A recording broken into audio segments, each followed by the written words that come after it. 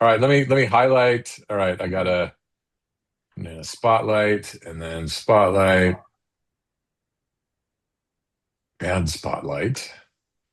Look at Mr. Relaxation over there. All right. I'm muting this and this.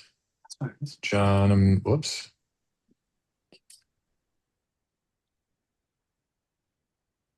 Mark, I think we're just waiting on Jeff. Open? Sorry? You've got the 86 Mouton open? No, the 2016. Nice. Yeah, remember the theme that you picked, Robert. You picked this thing. I meant to say 2016. It's big. How long have you been drinking? Not that long, actually. All right. Still waiting on Jeff. All right.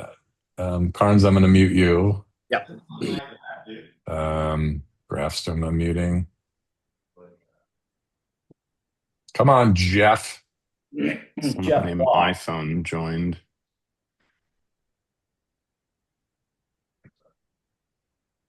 Maybe we'll give him like another minute. If he doesn't pop in, I mean, we can get started and he can join halfway. We can just kick him out. I can kick him out. Mark's going to do it. Looks like, Alfred, you could have somebody else next to you. Someone who looks better than you. You could have someone who actually looks attractive next to you because there's room because you have it, landscape mode. Yeah, so. I think unfortunately in this house right now, I might be the only attractive one. I don't know. The dog looks pretty good. Yeah, I'll put him in the chair. All right. She'll be walking by later. She's out shopping. Jeff, Leve, is it Leve? Anyone know? Leve? There he is. Oh my God, finally. Fashionably late. Yeah. All right. Let me So Jeff Waugh has joined? Jeff Waugh, yes. And I will highlight him. All right. Hang on. We got to get him to start his video first. All right, hang on. No, hang on. I can hear the voice. No, and I can see the face. There you go. Look at this. We got everybody's name. Mr. Alfert. Oh my God. That's finally face with the name. Renaming. Mr. French. My All friend right. Mark. Good to see you, buddy. Hey, Mark. Nice to see you. You guys can be on camera over here if you want. Who are you talking They're to? still eating. They're literally eating all the pizza. They don't want to join. They have no interest in anything we have to say. Well, Augie's around. Hey, if it's hanging out next to Robert or eating pizza, I mean, it's no competition. That's a very light looking 2016 Bordeaux in that glass right there. We want to see Charlie Carnes. Mark, how is your Mark speaking? Team Gucci. Where's Team Gucci? That's Mark Frontier. There he is. Guys, this is after it was my 7 blind men dinner last night. I am beat. I cannot believe I'm drinking again today. Yeah, beat or hungover? Thanks for your sacrifice. No, beat. I can't sadly drink as much as I used to, which is deplorable. Nobody likes a quitter. We are on the Dr. Chang routine. Well, better a quitter than a spitter. I think you would have all of you would have approved it sucked up for every bottle. All of us. Well, everyone. I think that go for it, John. Yeah, I think we can get started. Just for show. All right. So appreciate everyone jumping in. Again, I'm going to try to make this a quarterly thing for Wine Berserkers. I think it'd be fun for us all to try to get together, talk wine, stuff like that. So today's theme is 2016 Bordeaux, featuring Golodetz, Alfert, and Leve. And they all have a little different opinion here. So it's really mainly, I think, going to be a conversation between the three of them, sharing their information and experience. And there also might just be some general overall discussion about Bordeaux in general. I'll let them speak for maybe about 30 minutes or so. And then as it feels like it's starting to wrap up, we'll do a little bit of a Q&A. So if anyone has any questions for any of them, and then after that, we'll kind of open up the floor and it will just be a more general wine discussion with anybody who wants to chit chat and hang out. So again, thank you to our three guests. I don't have sound, but wait, Jeff, you can hear us? What happened to all of the sound for you guys? I'm on. as Well, loud we as can it hear you, gets. Jeff. Mark Golodetz, I had you for this, Hang on. but not Oh, Jeff. that's beautiful. That is beautiful. Okay. Failed to detect my speaker. Which one of you is smarter than me? Don't all of you All of raise us. your hand. Oh my And goodness. now he's muted too. All right, Todd, you got to direct him. Hey, let me see if I can force his mute off. Okay, I think you're back on, Jeff. Can you hear us? So I see. Okay. And he's muted. Jeff, there's a little red button. If you press that, you might be able to speak. Well, he was On the left of speaking your just a screen at the second bottom. ago. He just can't hear, I think, is the problem. So Probably All a right. good thing for someone involved in wine. unmute audio. Am I on? You're on now. Yep. This is depressing. Just I'm gonna. What if I leave? Oh, this is priceless. All right, you guys might want Todd, to. you thought I was going to screw it up. I know. I'm gonna try to take Jeff offline a little bit here. So you guys go, and I'm gonna try to start texting him. Okay. So All you guys right. just get started, and I'll chat with him. So you want us to pontificate? Yes, please. Pontificate. Thank you. Oh, Oh, we're now good he's at that. gone. There we go. Now he left. So, Okay. Martin, tell us what you're drinking. I'm drinking a 2016 Mouton Rothschild. And I mean, that's my recollection Wow. is that's the one that you've been raving about. Okay, it's working again. I have been raving about it. Here You it have? is. Mainly because it was the greatest young wine I've ever tasted. And I have to say that having retasted it after 4 years is everything I remember. It's incredible. So can you hear us now? Yeah, Sorry? I can hear Okay, perfect, and see. perfect. Okay. You missed my homily about the 2016 Mouton. I'm pretty sure you liked it too. No, I love it. I think it's a great wine. Honestly, I've had it at least half a dozen times or more. Definitely from barrel, bottle, and again and again and again. If I was young like Mr. French, I'd own it. So Why here's wait? the- Because Mark's drinking it right now, Yeah, so there you you don't go. have to wait. Apparently. Yeah, it is Well- the irony of this vintage. You know, I'm 60, so I'm assuming I'm a little bit younger than both Jeff and Mark. And Why I are kept, you assuming that? That's awfully rude to Mark. yes, yeah, I think I know y'all's background. So, you know, I keep drawing the line in the sand in terms of what vintage I'm going to stop buying, because I truly do love, you know, these Bordeaux, these truly elegant wines with 25 plus years on them. Right now I'm drinking an 85 Lynch Bage, just to be within the theme, of course. And I drew the line with 16. And then, of course, it was such an extraordinary vintage. I went to 19, then I went to 20. But what I haven't been doing is buying a lot of what you guys are drinking, the Montrose, the Mouton, the wines that I guess from my historical, understanding of Bordeaux takes so long really to come around and appreciate all the nuances in the wine. I did get the Lalande that I know everybody's raving about it. So this is a 2016. We do have that popped, and we're going to be drinking it next to a 78 Lalande, just for a little comparative. But somewhere over the next few minutes, I'll start drinking that. But I'll tell you, the 85 Lynch Bage that we're drinking, this is just incredible. I mean, really evocative of the vintage. Love all the nuances. Perfectly prime drinking right now. You're actually quite lucky, Robert, because the Lynch 85, there were two bottlings of it. One of them is very green, and one of them is not green. I've been lucky then. This is definitely not green. You know, it's certainly got that musky, old world Bordeaux perfume, but it's clearly a fruit driven wine, more on the red fruit spectrum right now. No green, at least from my perspective, although I am a Chinon geek, so maybe I'm a little bit more. This smells like Chinon to me. Does it? Mark's saying it smells like Chinon. You got a green one. Yeah, so maybe we do. For me, it's very Chinon like it. I But it's not about. I have a little question. Didn't you get the memo about a fate for all of us drinking 16, or do you just not read the thread? I'm Well, a repeatedly, little confused. Jeff, remember, Robert is the one who selected 2016. Okay, this was his vintage that he selected for tonight. So all right, And let me weren't go- you let me go giving get a my boy glass. Todd some bad advice about drinking Langoa 16 to join you? I got it right here, man. Here we are. All right, 2016, Lalonde. Oh, so Well, now here's you're the joining the question I'd party. like to. Here's the question I'd like to field to the three of you. How do you compare the young 16 to some of the other great vintages when they were younger from Bordeaux? Mark, Jeff? I'll jump in. I think 2016 is about as close to a really good compromise between the modern wines and the older wines.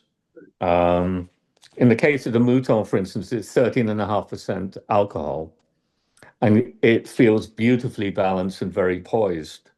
While the 19 Mouton, which I had recently, was very much fuller, much more modern, much more glossy, and actually for me, much less satisfying.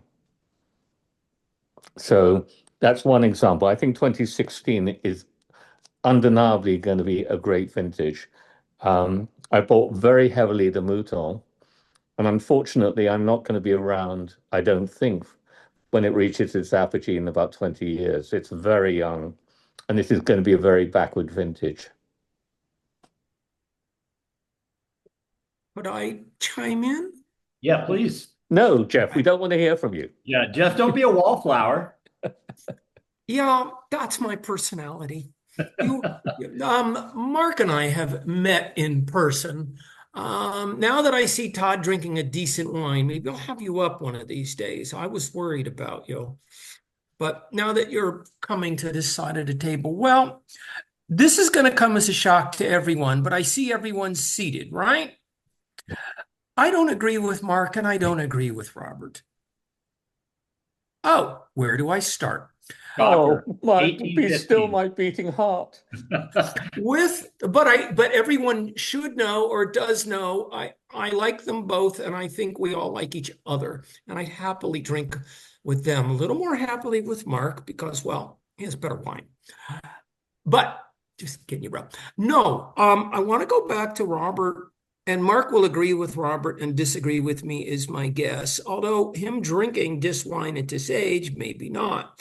I don't think today, starting in 2009, that you do need to wait 10, 20, 30 years. I think that's not the purpose anymore. I think today, and there are numerous reasons why, some of it is climate change, some of it is choice. Wines are much more approachable and much more fun to drink earlier. That doesn't mean they're at their apogee. It doesn't. It doesn't mean they're at the close to peak. But it does mean charming. Look, last night in my group, because that meets, a few times a year, the youngest wine was 1990 and the oldest was 50. So,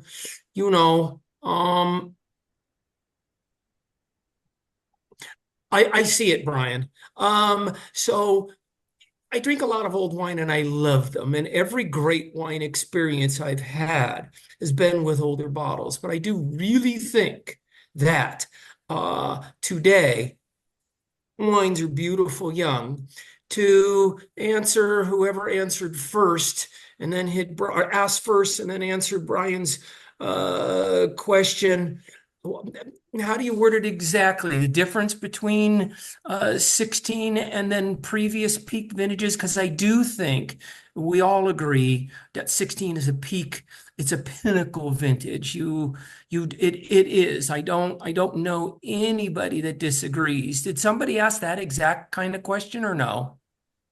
No, my question to you was just asking how would you compare it to other legendary vintages, let's say like in 82 when it was younger, maybe 89 or 90, something like that. Okay, 89 and 90, I can chime in. 82 younger, I'm sure, or I'm guessing. Mark, you did taste those young, right? Before I did, yes. Okay, I had 89 and 90 on release. So there.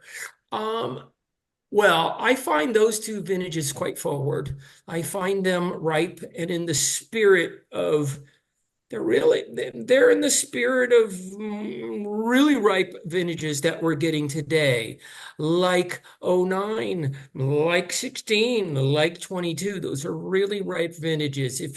So I think they showed one young, yet they're dramatically better today. I think the big difference for our Chenin lover in the group, unless there's more than one, is that's something that you don't, we don't get greenness anymore in wines today. I think they're softer, gentler, more refined.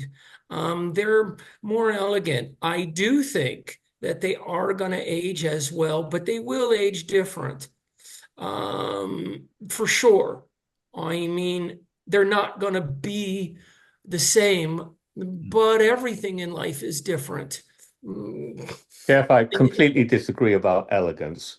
I think we've lost a lot of elegance. The alcohol levels are obliterating much of the terroir.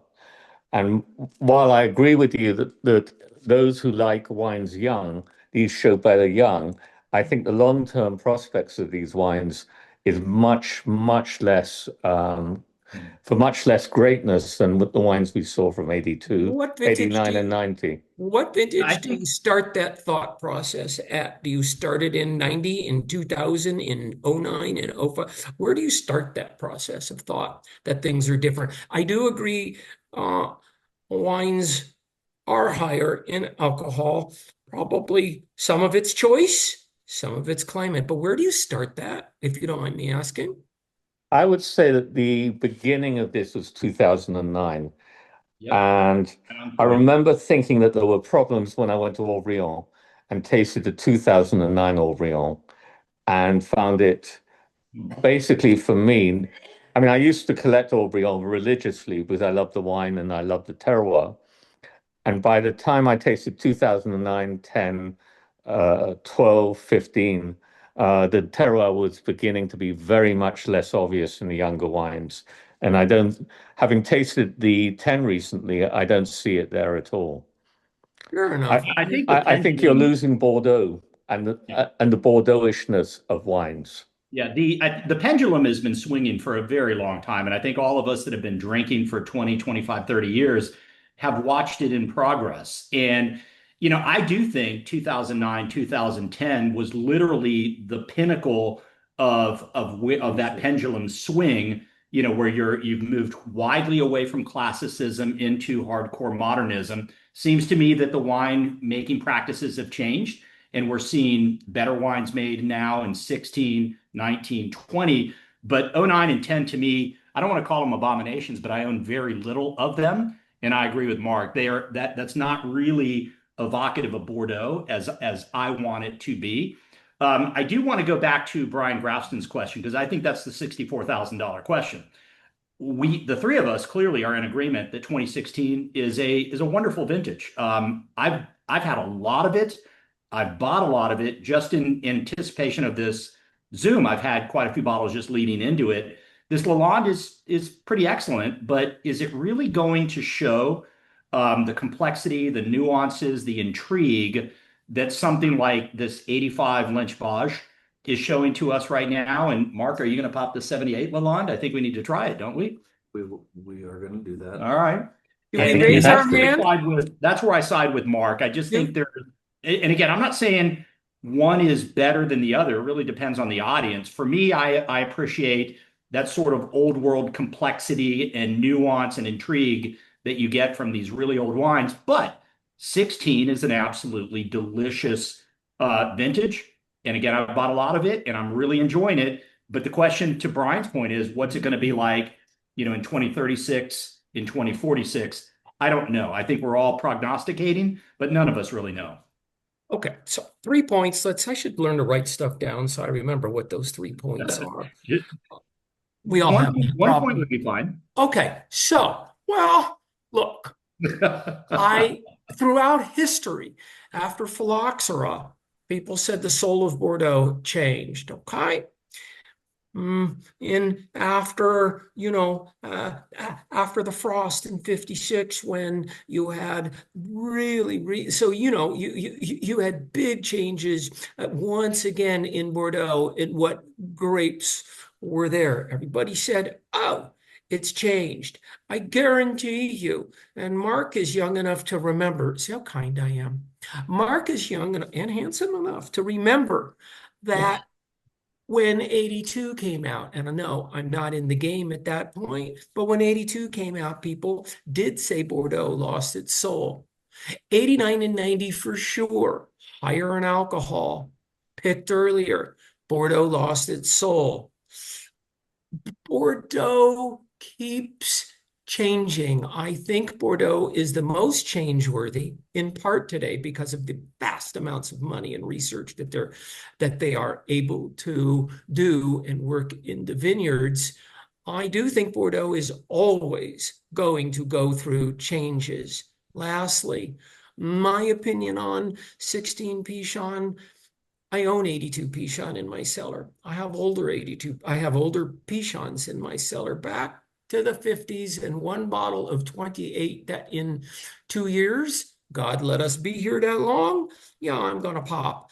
By the way, I am sure when 29 came around that I don't know anybody that drank it young, but I can assure you, I'll put hard money, show me different, that people didn't say, oh my God, it's the ruination. It is so ripe and you can enjoy it right now today.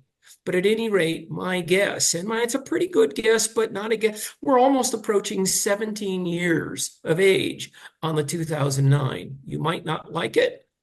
Fine, no problem. That's why some people like something, some people like something else.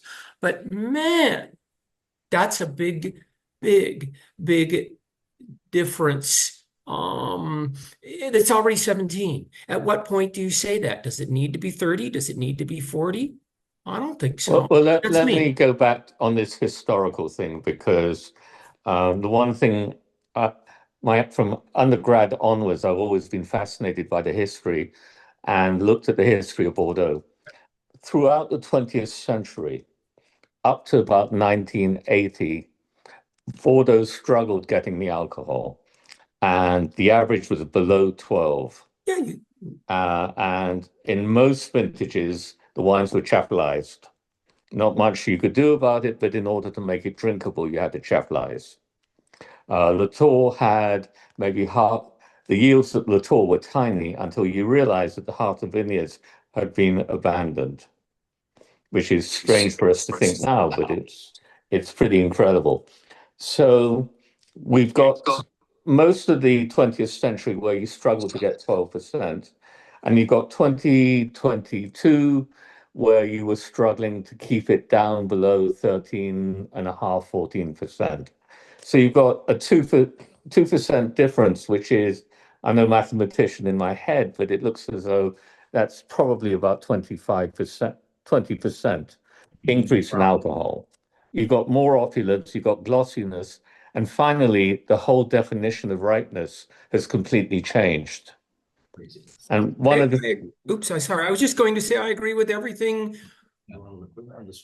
Everything you said, except I think you left one thing out in your history, and the thing that that stuff goes by too fast on the screen. But because I would have liked to have answered Carl Kay's question if I saw it. But Jeff, don't worry about the questions. We'll bring good questions back to you. Don't worry about that. You guys just have your little discussion. So, but the things that you have to remember too. Well, a lot of this does. Every wine region in the world is higher in alcohol today, and it's going to not meaning to argue with anybody on climate or this, that, and the other, but it is continuing to be hot. This is the earliest vintage in history for so many wine regions. But I think if you go back in time, yields were historically always low in Bordeaux because, like Mark told you, there was no money to keep up the vineyards. People weren't making money in Bordeaux till after the 82 vintage. For sure. He's under the chair. Okay. People there was no money in Bordeaux. You could, in fact, Lynch Bodge, many of your guys' favorite wine and one of mine, shoot, he got it they bought it for sharecropping. They just agreed to take over the vineyards, not let things fall apart, and eventually just make it work. There was zero money. And then you get to you get to phylloxera, you get to the Depression, you get to World War II. After World War II, you have great demand in the 60s to increase yields in all agriculture. So now Bordeaux is poisoned, as every wine region is, because you've got growth hormones and insecticides and pesticides everywhere because everybody wants food, drink. Everything. A lot of that had to do with it. And you have massive yields. I don't think you guys are aware, but like, I love 82, okay? I drank a beautiful Koss with a friend of mine last week. I thought it was fabulous wine, maybe the best bottle of Koss 82 I've ever had. Those yields were incredibly high, 60, 70, 80 hectoliters per hectare. I mean, there's almost nothing going into second wines. Today, they hope that they can get half that. But in a vintage like 26, they'll be lucky if they get a quarter of it. I'm not saying 26 will be good or bad. I'm as fearful as anybody, but till it's in your glass, you don't know. But so I want to go back to John's question because I still think that Brian asked a great question about the comparison between wines from the 80s and what we're seeing today. What are they going to be like 20, 30 years out? But John asked that seminal question of, we're sitting here drinking 2016, although I got 85 in the glass. I got 2016 here, Lalonde. What does it remind me of? Or, are there any earlier vintages that I think kind of draw a parallel to me? And frankly, I don't think when I came onto the wine scene, basically 85, 86 was coming out, then 89, 20 or 89, 90. All to me, pretty wonderful vintages. And then fast forward now to, 14 that I like, 16, 19. And there still is, yes, they're both Bordeaux, right? There still is quite a difference between that perception of what these young wines taste like today versus that perception of what those young wines tasted to me, back when I was in my mid-20s and I was trying these wines from the 80s. They are cleaner wines. The purity of fruit does seem to be much higher. I mean, they're seemingly wonderful wines, but they've lost a little bit of that. How do I describe this? Funkiness? That Bordeaux perfume that historically we all have been exposed to. Jeff, and I know, you experienced the same thing from the 80s, 70s, 60s vintages, and maybe it is Brett. I don't know, but it was an element of complexity that you picked out right out of the gates. And again, I'm acknowledging that some of those characteristics, barnyard, saddle leather, horse sweat, whatever, is probably a little bit of Brett. But is that really a bad thing? I mean, we're still seeing it in a lot of the Chinons that I love so much. So maybe the wines have become a little bit too clean, too pristine, where they have lost that, what we call Bordeaux soul, and they're not going to taste in 20 years like this 85 Lynch Bodge. I mean, that's sort of my summary in a nutshell. Well, clearly they're not going to taste the same, in my opinion. That's called progress. I don't think Brett happens sometimes. You find it. By the way, last night was the cleanest bottle of 90 Monros I have ever seen. It's when Monros 90 is clean, it's spectacular. When it's dirty, it's a horse's ass. But I think the big thing is pyrazines. You're not finding pyrazines. You're probably not going to see them again. Yeah. Pyrazines is not necessarily a bad thing. Well, in your point of view, maybe it is. In my point of view, no. I really like all the things that you said. When you said you gain better purity, I think the great wines are the search for purity. Oh God, I must have offended him. He left. I needed a wine glass because Mark just popped the 78 Lalonde. Okay.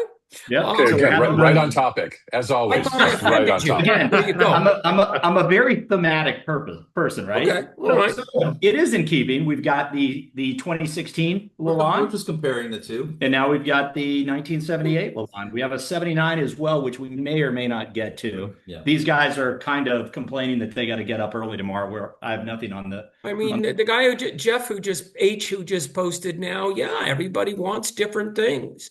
I'm not better or worse. I'm just open to where we are. I, happen to like it.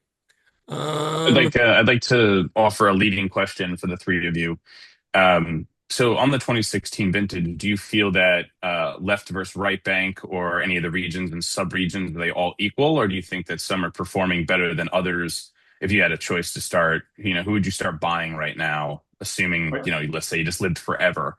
Who are some of your favorite producers and areas? Yeah, 2016? Specifically 2016. 2016 for me is clearly a left bank vintage, predominantly Cabernet-based wines.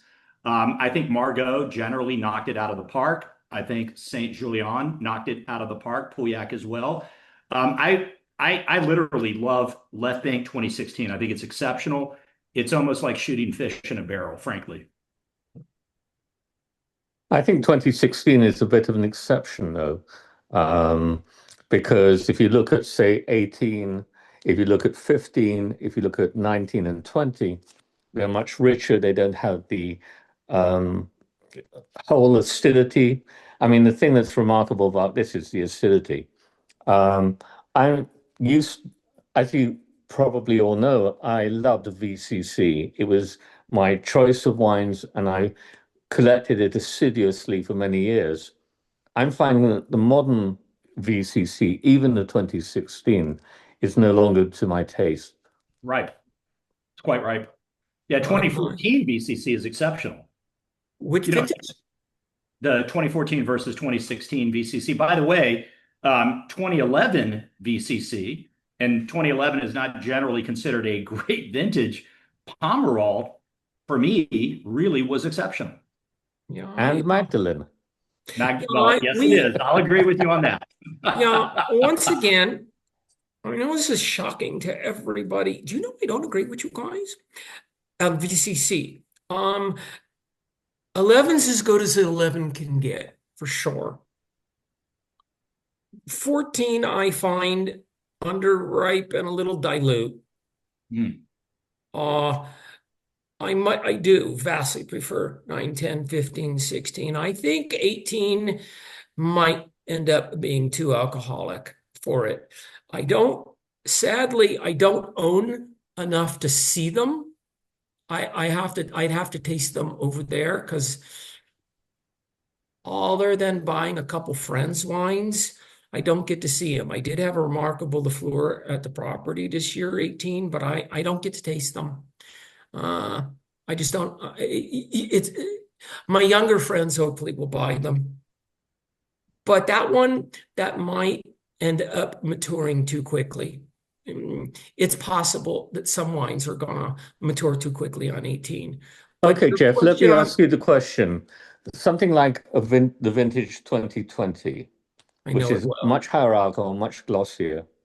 Is that going to have the same aging potential as, say, the 2000? Well, my thoughts on 2000, I'll tell you. It's not the vintage I expected when I bought them. It's not, I don't think 2000 has developed quite well. I think there are fabulous wines in 2000, but I think there's a lot of 2000s that they're developing too slow and they're lacking charm. I think the tannins are a bit too hard, a bit too firm. Will it age as well? No, but it will be better wine. Aging isn't everything. There are very few 28s as good as 29, in my opinion. And by the way, that's on a handful of wines. It's not like I've tasted every one. There are very few 86s today that I want in my glass. The ones that are great. Make sure I hear what you just said. I want every night. Not many 1986 Bordeaux that you want in your glass. Yeah. To me, that's an extraordinary statement. I think I was going to say Robert will buy all of your absolutely. 86s from you right now. I think 86 is absolutely fabulous. Fair enough. I think it's drinking gloriously right now. I'd love to hear Mark's take on that, but I've had a lot of 86 over the last few years. I happen to have a close friend who has a very large collection of Bordeaux from the 80s, and that's his favorite vintage. So I'm the recipient of his grace. I think it's an extraordinary vintage. I really do. And actually, probably one of the wines in Bordeaux, one of the famous historic estates that I overlooked for many, many years, Leve Las Casas. Trying an 82 that John Kane popped for me and Todd and Charlie and Jorge a few years ago, and then an 86 that I had with my buddy here at the beach, really made me realize an extraordinary estate. And 86 to me is an extraordinary vintage. In 86, I think Las Casas is one of the wines of the vintage. I think it's incredible. I think Gruade La Rose is 86. Gruade La Rose is exceptional. It's one of the best deals. But I'm talking, there's a handful of 86s. I think Lafitte's remarkable now. I think Mouton's remarkable. Mouton. Yep. But so Jeff, what don't you think works in 86? Almost everything. I sold my Margaux. I sold my Aubryon. I would sell my De Creux. I would sell my Casse. I would sell my Pichon. We'll buy it all. Mark and I will buy it all. I sold them ages ago because Ian will buy it all. And by the way, if you really want a counter opinion, I think 05 is too firm. I tasted a lot of them over the last couple of years.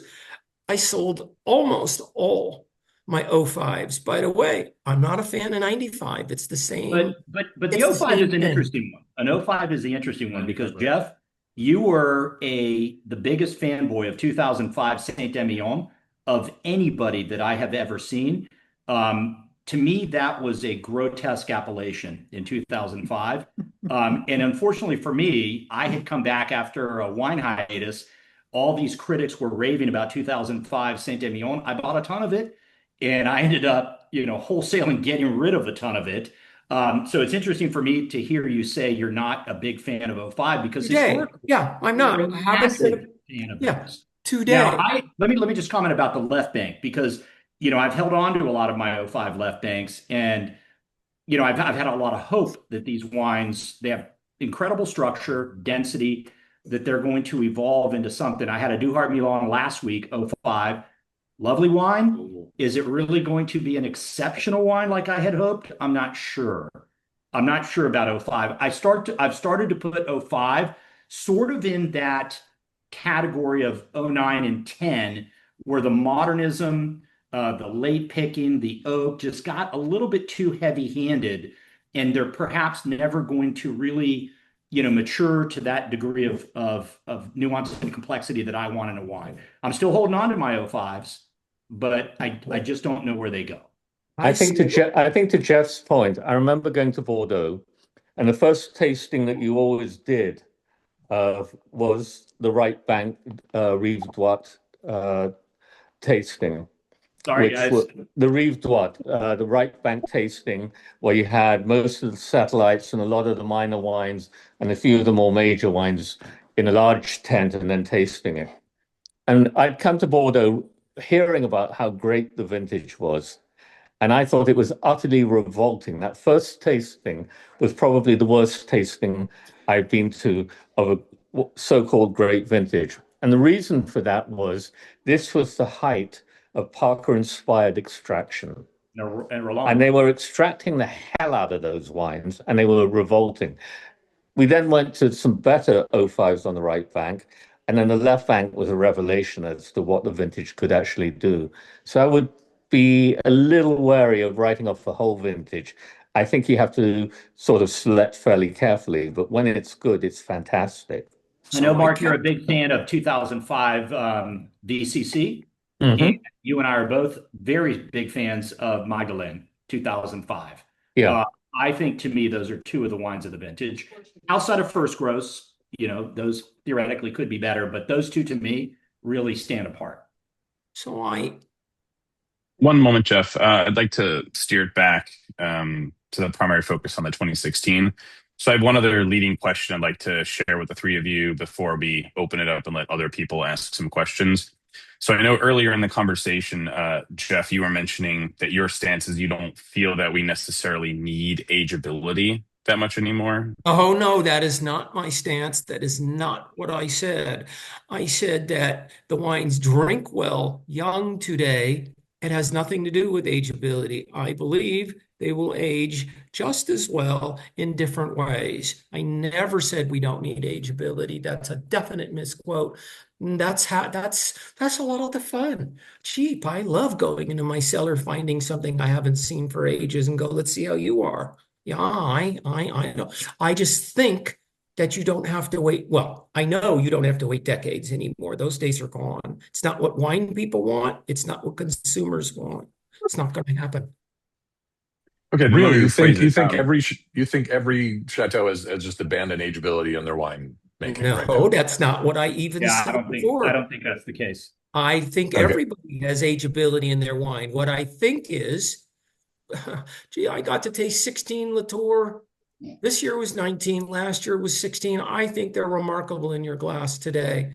That doesn't mean that wine isn't a 60, 70, 80, 90-year wine. It just means that you don't have to wait forever for that wine to develop and be fun. You could not drink. Most vintages took a long time in the old days. The tannins weren't as ripe and soft as they are now. So the wines weren't fun. But that's not the case today. That's different than ageability. If you look at any of my, for yourself, look at any of my notes, I give you really long aging windows for a lot of these wines. But I feel they're drinkable young. That's not they're at their apogee. It means you can really have a nice young wine experience. Look at these 16s you're having. I don't disagree with you. I think these wines will be long-lived. Whether or not they will have the complexity, interest, and terroir that the older wines have is the question which we should be looking at. So, but we are looking at it. You got a wine in your glass, for those of us that have 16, that's got at least some age, but you started, and they taste youthful and fresh and vibrant, but they're fun. And you talk about 09, that's almost 17 years old. Do you need to wait to 20? 3 more years. It's not going to make any difference. Do you need to wait till it's 30, 40? Where do you draw the line?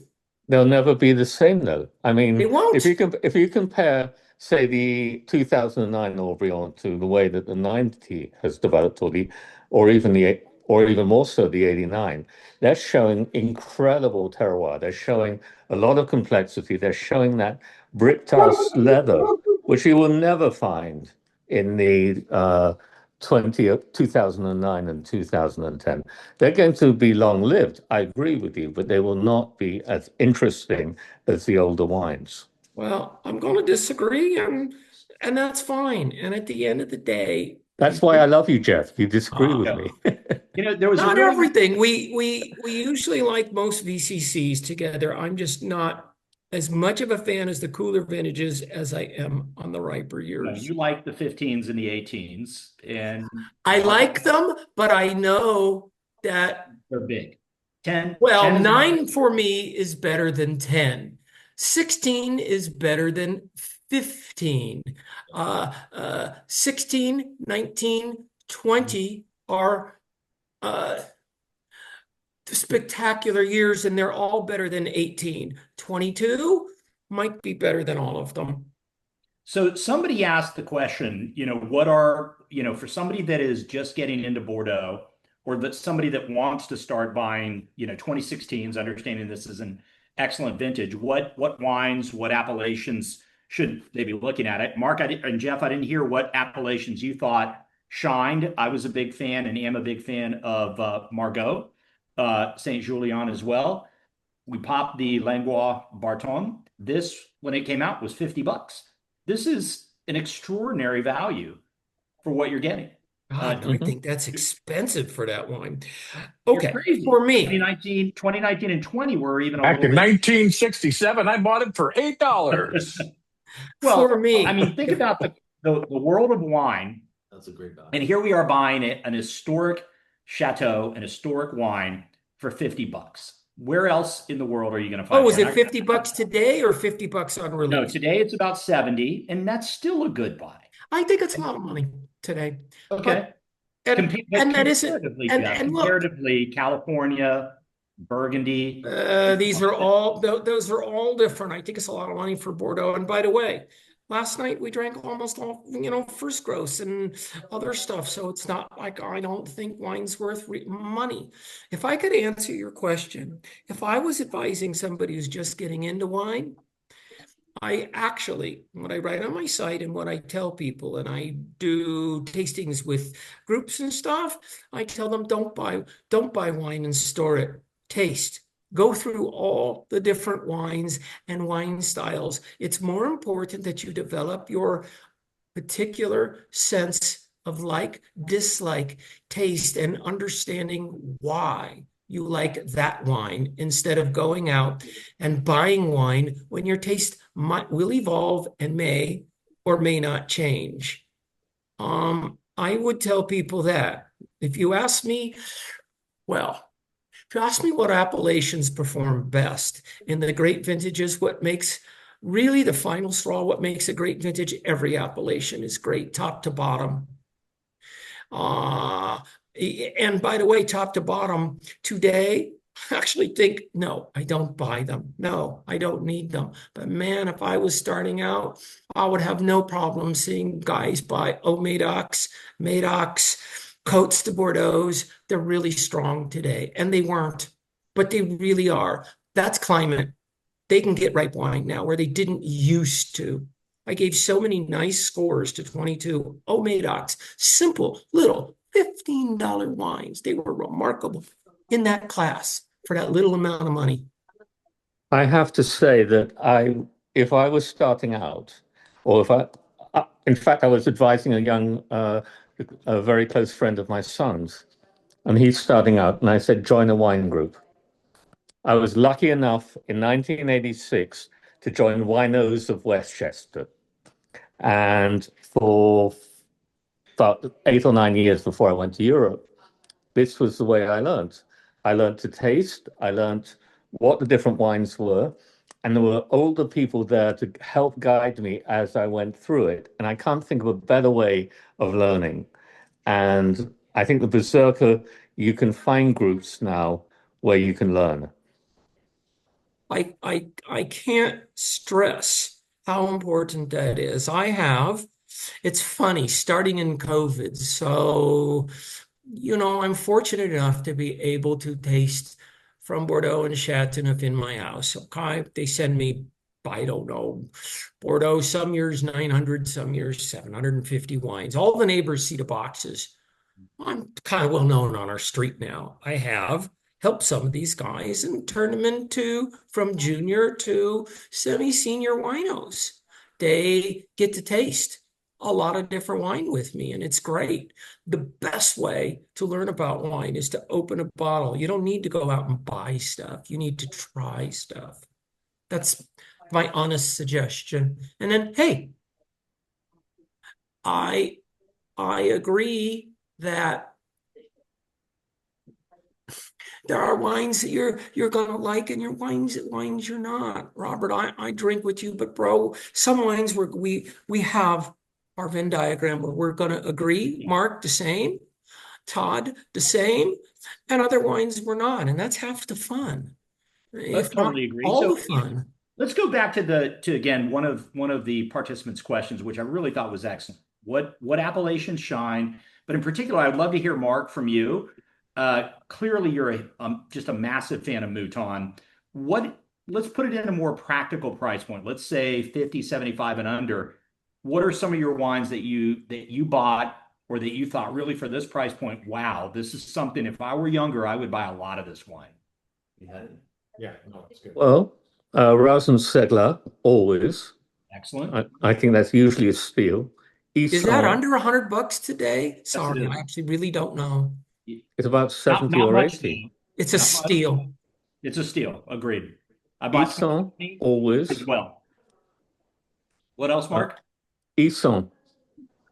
It's a Margot. Robert, you know where Margot is? What? Margot. Well, I'm never sure if whether it's right to call it Disson or Isson. I always Depends on how you're saying it. The house of, yeah. And I think I bought that for $45. I mean, that's extraordinary to me. I mean, that is a world-class wine from a historic winery for $45. You're going to be drinking it 20, 30, 40 years from now. Well, I'll be dead by then, but that's Isson? Yes. Yeah. Yeah, I agree. Margot, the three best value regions for high quality is Margot, Pessac-Léognan, and yes, Mark, Saint-Emilion. You can get beautiful $35, $40 wines that you'll like, or you'll find abominations. I actually don't know if you like stuff like Larocque. You'll hate Tour Saint Christophe, but these wines, there's value. God, Margot, you left off your favorite, G-Score. I mean, it sells for nothing. Brand Cantenac, that's a G-Score steal for high-end wine. Yeah, G-Score 19 and 20 are absolute buys. I mean, look, Margot right now is on fire. You know, and for me at least, it was an appellation that I really was not that focused on. But 16, 19, 20, it's really blossomed. Marquis de Terme has. Saint-Emilion, I'm curious, Mark, are you buying or appreciating anything, in this modern era? Am I appreciating what? Any wines from Saint-Emilion outside of the obvious Cheval Blanc? My plan is gone. He doesn't even like Cheval Blanc today. I do like Cheval Blanc. I love Corbin. And Michel Rolland was a consultant there, but just in the vineyards. No, he wasn't. That's the problem with the two of you guys. It was Jean-Michel Fort. It was not Michel Rolland. It was Michel Rolland, one of the people who reported to Michel Rolland, because I was there. I was there with Annabelle when he came to the vineyards. Big difference. I go there almost every year. But today, Corbin is a steal. Don't know if you would like it today or not. You should. But yeah, it's just great. Yeah, it's a bit glossy. Yeah, I'll be candid with you. I mean, I grew up, just absolutely enamored by Saint-Emilion. And right now, don't buy any of it. I have very little of it in my collection, other than Magdalene.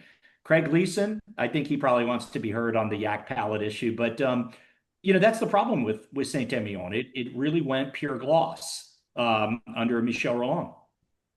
So last thing on that, and then I hope Todd will open it to questions so people can abuse the two of you, gentlemen. Okay. Michel Rolland Michel Rolland is two things. You can hire him or his team, but let's say you want to hire him. You have multiple choices. Most people hire him purely for the blending. I don't know anybody in Bordeaux or anybody in any wine region that doesn't think he is the best blender that ever lived. That you could also hire him to manage from top to bottom, except for sales. He could do your picking dates and stuff, or you could hire him, get his advice, and ignore it. Yeah.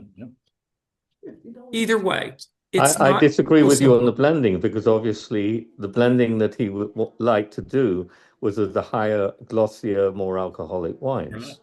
Yeah, and therefore it's very much of a sameness. I'm not a fan of most of the wines, but I do remember going to Larive or Briand. I think it must have been in '97, and there was a new owner, and I believe he was the son of the Bon Maman people, the jelly jam people. They still are, and he was very different to his brother. His brother was entrepreneurial. He was more of the farmer mentality, and he said he wanted to run a vineyard. And it was interesting going there and tasting the new wine. And I thought his 96 actually was very, very good. And then he brought out some of the older wines and they were disgusting. So I remember asking him what happened. He said, well, Michel Rolland came along and he's this hotshot consultant. And so he took charge of everything. And then when the time came to pick, it's my screen that froze. I kept calling him and I said, is it ready to pick? He said, what are the sugars? And the guy told him, and he said, no, don't pick. And it went on for possibly 3 or 4 weeks. And the guy was completely, he didn't know what to do. He did not want to call his father and say, well, I listened to this hotshot consultant and he wouldn't let me pick. And then the rains came. Finally, he said, the best day of my life was when Michel Rolland said I could pick. The sugars were high enough. So it's interesting in that sense. I remember the 96 Larry Aubryon, and I ended up buying it and finishing it. And it's a good wine. That's not to say everything. There's much of Michel Rolland's portfolio that I like, but that one I remember vividly, the guy looking so shaken when he was describing this whole process. I think they make really nice wine today. I don't know anything about them from those time periods, never seen an old one. They've been a long-term 20-year client of Stefan de Ronencourt.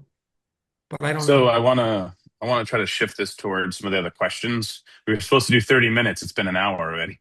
And, I want to respect everyone's time. And we could go like 4 hours here. So don't we bill you? Don't we, Todd? Don't we bill you by the 15 minutes? You bill me, I just don't pay it. Yeah. So I think one of the best ways to do this, since we have a couple of questions, in order not to drag them out too long, I think each question should be fielded to one of you independently, and then a different question to a different person.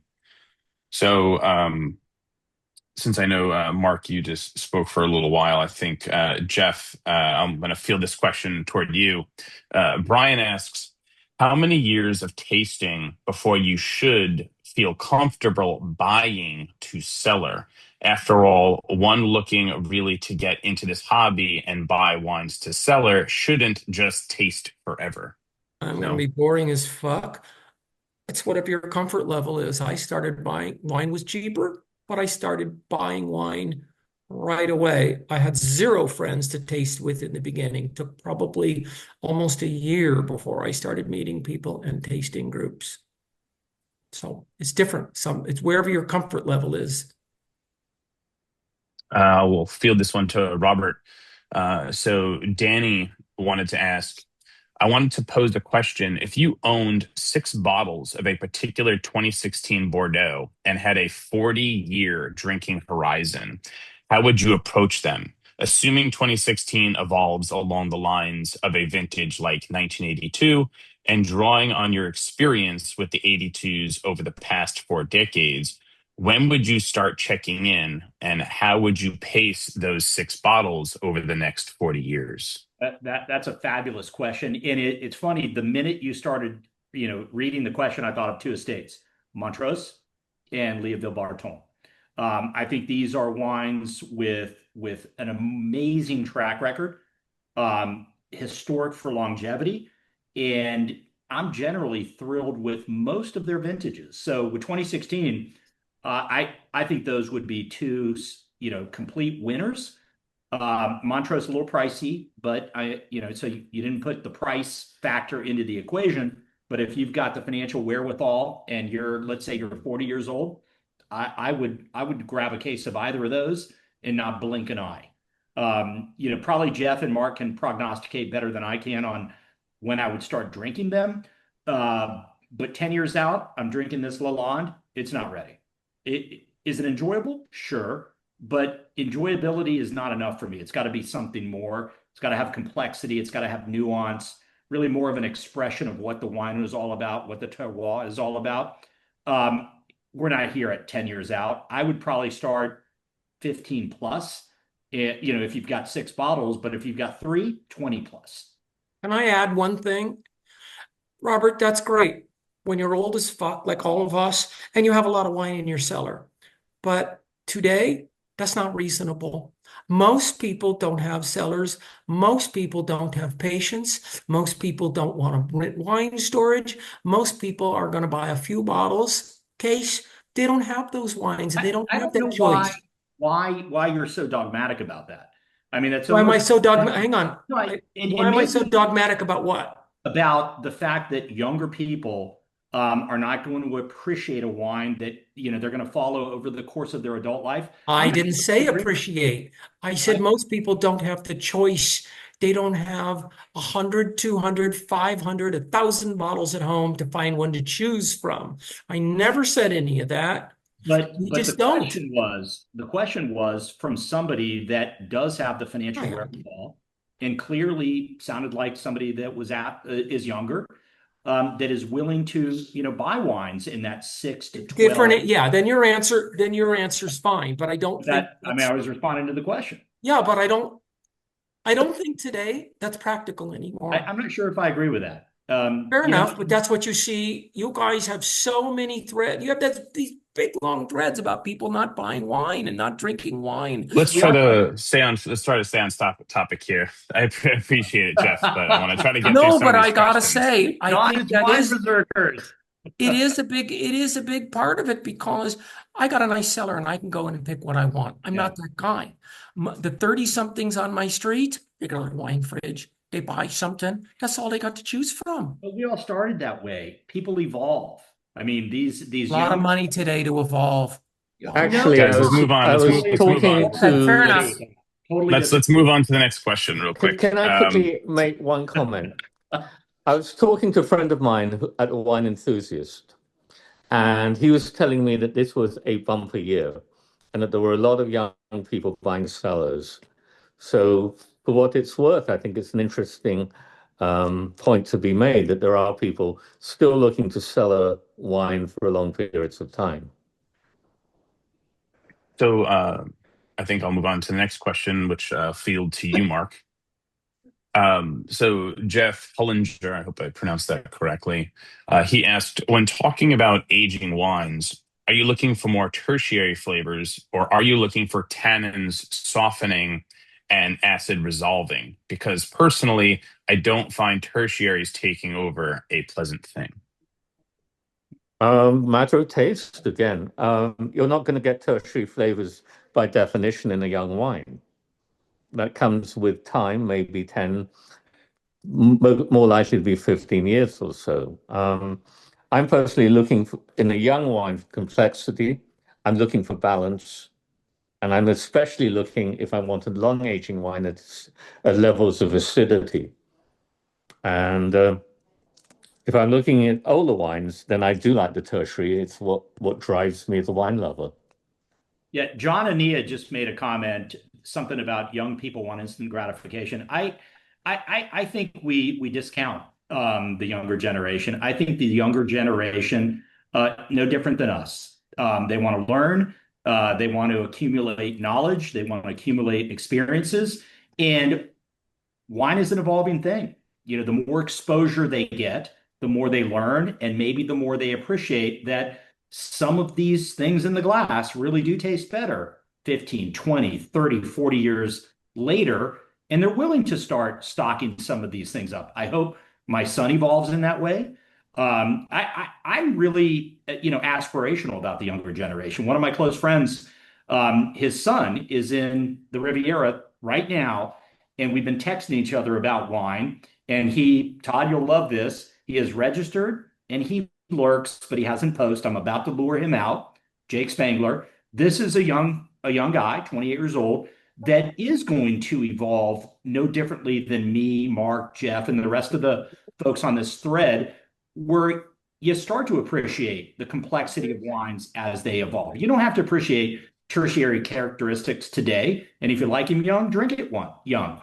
But as you grow in this passion, this hobby, there's a lot of people that are going to appreciate the complexity, the nuance, the tertiary characteristics. I don't discount this younger generation. I think it's a mistake to do that.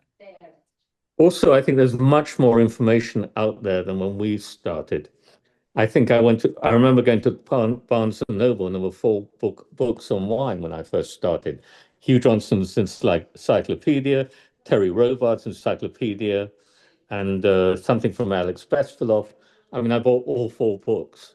Nowadays, you go on the net, and that means that the journey in wine is much shorter than it used to be because there's far more information out there.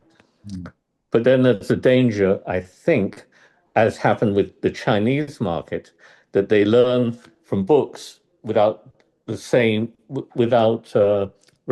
on the wine itself, and then people begin to learn, and the two mix. So there was a question that someone asked that was for you, Jeff. Yeah. I can't find it, but I read it earlier. Yeah, well, I'm not going to do that kind of stuff on camera. Oh, sorry. Someone in here in particular asked, so what led you to wanting to launch the Wine Cellar Insider? Oh, no, very specific. So, thank you, Todd. It's actually thanks to you, because I was a big really blabbermouth. nice. Oh, I was a big blabbermouth on the Parker board, for those of you who are old enough to remember. No way. I remember. Todd was the one. And yeah. And then Todd started, well, I remember one exchange with me when you got in on one of my nice Bordeaux threads. He said, why aren't you just joking around? I said, well, I take it serious and stuff. Then you guys started beating the shit out of Bob. And Bob said, well, you can beat the shit out of me, but you're going to have to pay me $100 a week. Welcome, Wine Berserkers. So I thought I'd never get heard and nobody would read me. And that was that. So Todd, a ton of people do, including me. It's a great website. Jeff and I disagree. Jeff and I disagree a lot on wines, but Jeff's website on Bordeaux is outstanding, especially if you want to understand the history of the chateau, the threat of ownership. It's invaluable. Exactly. Yeah. Thank you. One last point, John, because I saw some of the text that went by.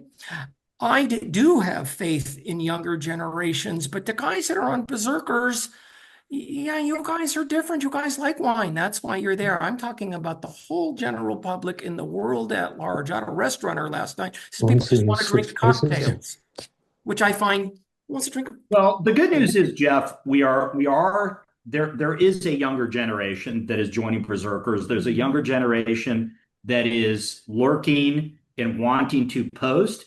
And I think if we're a little bit more accessible, Mark, you got somebody in your background. We're a little bit more accessible, maybe less, I know this is shocking coming from me, pomposity about wine. I think we're going to lure some of these younger folks in. Todd's laughing his ass off right now for my comment. But the truth is, we need the younger generations feeding and infusing new blood into the website, new observations, new exposure to wine regions that maybe us old guys are a little bit dogmatic about. I think we need that. And it's going to happen. We just need to embrace it, encourage it, and embrace it. Natural wine. So there's reading through the comments, I think there's one other question that I skipped over, and I think all three of you can maybe chime in here because you might have different opinions. Brian wanted to know if you could compare 05 to 10 and then 95 to 96. What are your opinions on those vintages? I think I'm not a fan of 2010. I thought I was at first, but maybe it was because it was just slightly better than 09. Personally, I would pass on both of those vintages. Surely there's a few wines that I would accept out. Early on, I was a big fan of 95. In fact, I was pretty young back then. I know that shocks everybody. I'm not young now by the camera appearance, but that was the first vintage that I actually started buying Bordeaux by the case. And I loaded up on 95s. 96 is a better vintage. 96 is the vintage that I missed, and I've been backfilling like crazy on it. It's expensive, but I don't care because the wine is exceptional. Leoville Barton 96, really one of the best values of the vintage. I think that is such a truly classic expression of Bordeaux. If you can find a well-stored bottle of 96 of that vintage, I'd jump all over it. I think 96 eclipses 1995. That's a little harsh. I like 95, but 96 is dramatically better. Okay, I don't like 95. I didn't like it when it came out. I couldn't understand why the prices on it tripled almost overnight. Apparently, this was the first Asian influx, and Singapore was buying as much 95 as possible because 94, 93, 92, 91 were considered suboptimal. I went along to Bordeaux, not in March because I had something going on, but in June, and we had a tasting of over 120 wines. And I was there with the Union de Grand Cru guy called Alain Renaud, who actually made the 98 Pavie. And we have glasses in front of us. There are about 100 wines, the kind of thing that Chef enjoys. And it was exhausting, and I really did not appreciate the vintage. 96 Medoc, I think, is one of the great, great vintages for it. I'm less keen on the 96 right bank, but okay.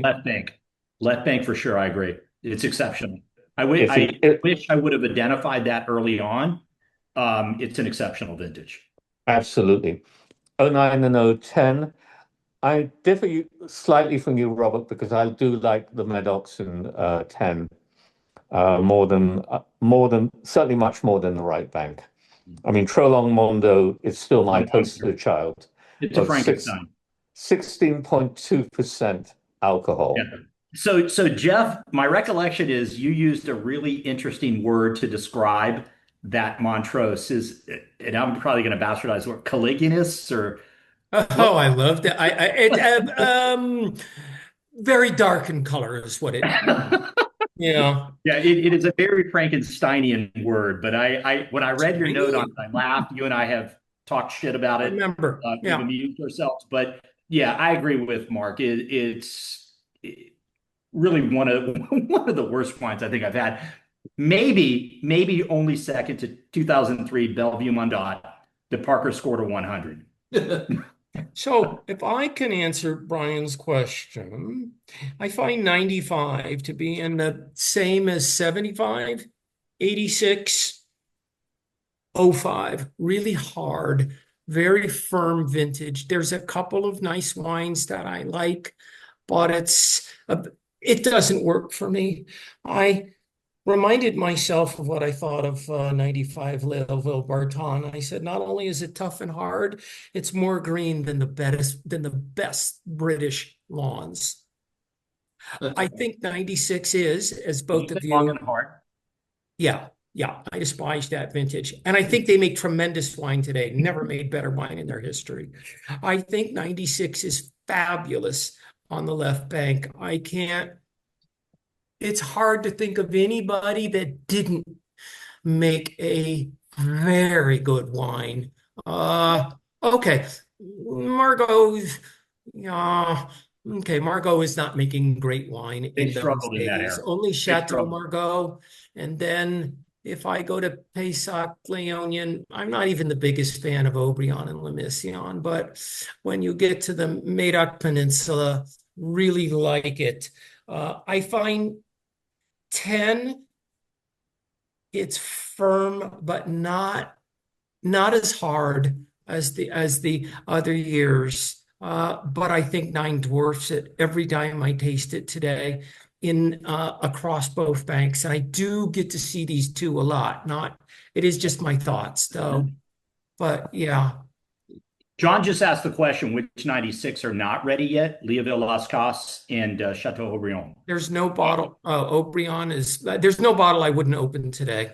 Well, there's a difference between open and are they at Apogee. I would say those two wines in particular, give them a few more years. They're both exceptional. If I could say a word about the word Apogee, it's a stuck-up wine word. Welcome to the club, my friend. Because it's different for everybody. I get tertiary aromas. I've been sitting here throughout this whole session going like this. But that's maybe your view of an apogee or your view of an apogee. I'm more about texture. I really think there isn't one size fits all in wine appreciation and in apogee and in ready and in mature. I think it's different for everybody. And I don't think like that. Maybe I did when I was yeah, but just remember when you use that terminology, everything we say is subjective. So it's not, condescending, not arrogant. It's your own personal opinion of when a wine is ready. Yeah, it's not. I find more of it. And yeah, when somebody asks what's your personal opinion, but apogee and stuff like that, that's wide or varied. It's like, okay, you like this wine, I don't like this wine, I like this wine, you don't. Okay, so what? But I really think that these one all be all terms, that Wine Berserkers is big on them and everybody fucking likes them. And I don't see it. Although, hey Todd, did we lose you? Did I say something insultive? He would have cut you out. I thought he did. Probably got to refill the glass. Then again, and because one of my favorite threads, I don't post in it because it's funny, and I do like funny, but I get in trouble. But I really like the wine terminology, make fun of people. And I saw one yesterday. It called a wine primordial before and heaven-like, and I thought that was insane to call a wine before history. So. Wine words sometimes. I'm gonna get on your website and I'm going to hit the search button for the word primordial. Oh, dude, you'll and never I guarantee find it. you it's gonna pop up. Really? You want to wager up in front of everybody on this? We may have to do that. And I say that in a fun way. Please. I know. Yeah. Anybody. It has nothing to do with wine, but I think. Like, remember that guy? What did he use? He asked about crisp or crunchy or something, and it became this whole fun thread. Okay, I think that does have a term. Most people had it right, but I think apogees and that was you. Jeff, great fun thread. I love the word, Jeff. I love the word crunchy. Yeah, and I think we all agree. And Jeff H, I love that thread, but I think a lot of wine terms are nonsense and they're just too much. That's my opinion. I'm sure most people like that. The outside in would think half of what we're talking about is. Oh, look at Todd sucking up. What is neighbor? Yeah. Those guy. By the way, guys. No, not a neighbor. He's asked so many questions and we literally can't keep track. He's just pounding the chat with questions. This guy. Going back to the question. And found this thread on Crunchy. Yeah, going back to the question, I think it's thematic. 2016 Bordeaux. This is an absolute buy. Was at the time that it was released. 2019, excellent. 2020, excellent. I'm really enjoying this wine right now. Frankly, I think it's showing a little bit better right now than the Lalonde now. I will be honest. I opened it last night. Fair enough. I mean, yeah. I find that wine in that year and previous years boring. Today, it's a lot of fun. It's a really good wine. They had not focused on it. At the property until maybe 19. And then starting in 20, they really did massive work in the vineyards. They got a new cellar. I think Langoa is a splendid wine today. Really splendid. I can see why you're digging it. Brian Graston asked the question. It's Langoa Barton, 16. But your question about Lagrange is equally valid. I bought 16, 19, 20. I think these are excellent wines, and I think they're incredible values. I used to think Lagrange was a bit on the boring side, although I did like 1990. 16, 19, 20, all great buys. I don't know how they're faring in 22 and beyond. I just stopped. But those are, to me, vintage is still worth searching out. Oh my God. Well, no. He agrees with me. If I faint, you guys call 911. He agreed with me on the left bank. Oh my God. Yeah, I think Lagrange today makes better and better wine than ever, but they've reduced their yields. Instead of making as much money as they can, they're making the best wine they can. It's a huge property, Jeff. Yeah. I mean, it's the largest property in the Medoc. The other no, it is actually the largest Grand Cru in the Medoc. There you go. Yeah, I think Grey Sap's the biggest. I've got a question for the experts. What's the best $25 bottle of Bordeaux? Pitre. Yes. What? 16. Yeah. Pitre 16 is off the charts. What wine? Pitre. Pitre, Pitre. Oh no, I know the wine. Yeah. It's from Castile. Wait a minute, I know what you like that wine? I absolutely adore that wine. He buys it by the In fact, case. I've got a couple of people next to me who are also huge fans of Pitre. Mark, the guy to your left looks like your bodyguard. Right, Ref? Hi, guys. Hello. Nice to meet you all. I 100% agree with Mark on that. Mark, when you actually mentioned Pitre, I ended up finding some bottles at a local place here. I tried it and I adored it so much, I went and bought 5 cases of it. It really is spectacular. You know that's made by the people that make Rotabuff. That's not for you. Is that what turns your hair gray? What Wait, happened? who's asking about Rotabuff? Huh? No. Who's asking about Rotabuff? Who is? I thought you just mentioned it. Oh no, it's made by the daughter. Okay. I just didn't know Mark was so open. But Jeff, you didn't answer the question. What's the best Oh, bottle of wine? well, I'm not so open on what everything costs today. It's really gotten expensive. The 2 best value areas for $25 today in a ripe, sunny year. Yeah, I really like Senejac. I don't know what it costs. I think I just see it on the screen. Senejac's just great. It's as good as is it in that price range, you guys? In the Omedoc? Yeah, and I think you can find a lot of Fronsacs and Côte de Bordeaux in that price range, and they're really good in that price range. I'm probably going to bastardize the pronunciation like I do on everything, but Lano-san. Like it. Historically, that has always been one of my favorite values. I bought tons of it. Clearly, they had a winemaking change. Mr. Bouard took over. Can we talk about, is that still an excellent wine, excellent value that people should be buying and cellaring? Yes. I haven't tasted anything after 2020, but the 15 to 20 was a nightmare in comparison to what they had before. And that's exactly when Bouard took over. David D. I don't know what things cost. All 3 of his wines are great. That Capburn, I just don't know what stuff costs. Okay, that Capburn is great today. Lillian Ledouis rocks it. What was the other one?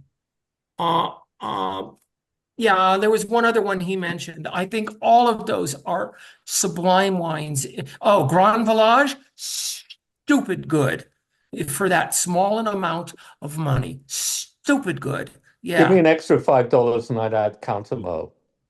Which one? Cantermo. Oh, I think it's a lot more money than that. No, less than 30. Not. No, it's very inexpensive. I don't know. You can get it in the mid-30s. It's maybe a little, well, when you start getting to the 30s, big difference in 25. It's maybe a little bright and crisp for me, but in that park, if you want that style, it's for free if it sells for that little amount of money. I had no idea. Sorry, you guys. Yeah, I think we're all on accord with that. Oh, see, Todd says 45. That's almost double. That's a big difference. What about Peugeot? Onto the dark side. Yeah, I love Peugeot. I think that wine from Moulis, and there's other wines from Moulis that are in. Is it $50? No. You can get it, for example, internetwines.com. God, that sounds like a commercial. I think they still have it for like $30. Peugeot at $30 is a steal. $50. Sorry, because we're very good friends. I would spend Internet Wines has the 2020 Peugeot 750 milliliter for $23. Yeah, that is a steal. I know that wine. I have barrel tastings and in bottle tasting notes on my site. It's just great. Absolutely incredible. Today, I wouldn't buy 01 Potent Sack. You have to really like older, dirty, really tough wines. But today, and I bet you it's really expensive because they're owners, Potent Sack, because it's warm now, they can make ripe wines. I would look in the Northern Madoc. You could get really strong wines that nobody knows the name of. And how about the second label of Montrose? Isn't that really? I think it's pricey. It's $60. No, it's 50. It's 50. All right. I think $56. Mark, you live in the choice. state of New York. I live in the port state of Florida. It's $50. Yeah. Great value. Total wine is all over Florida. For me, 50, 60 bucks.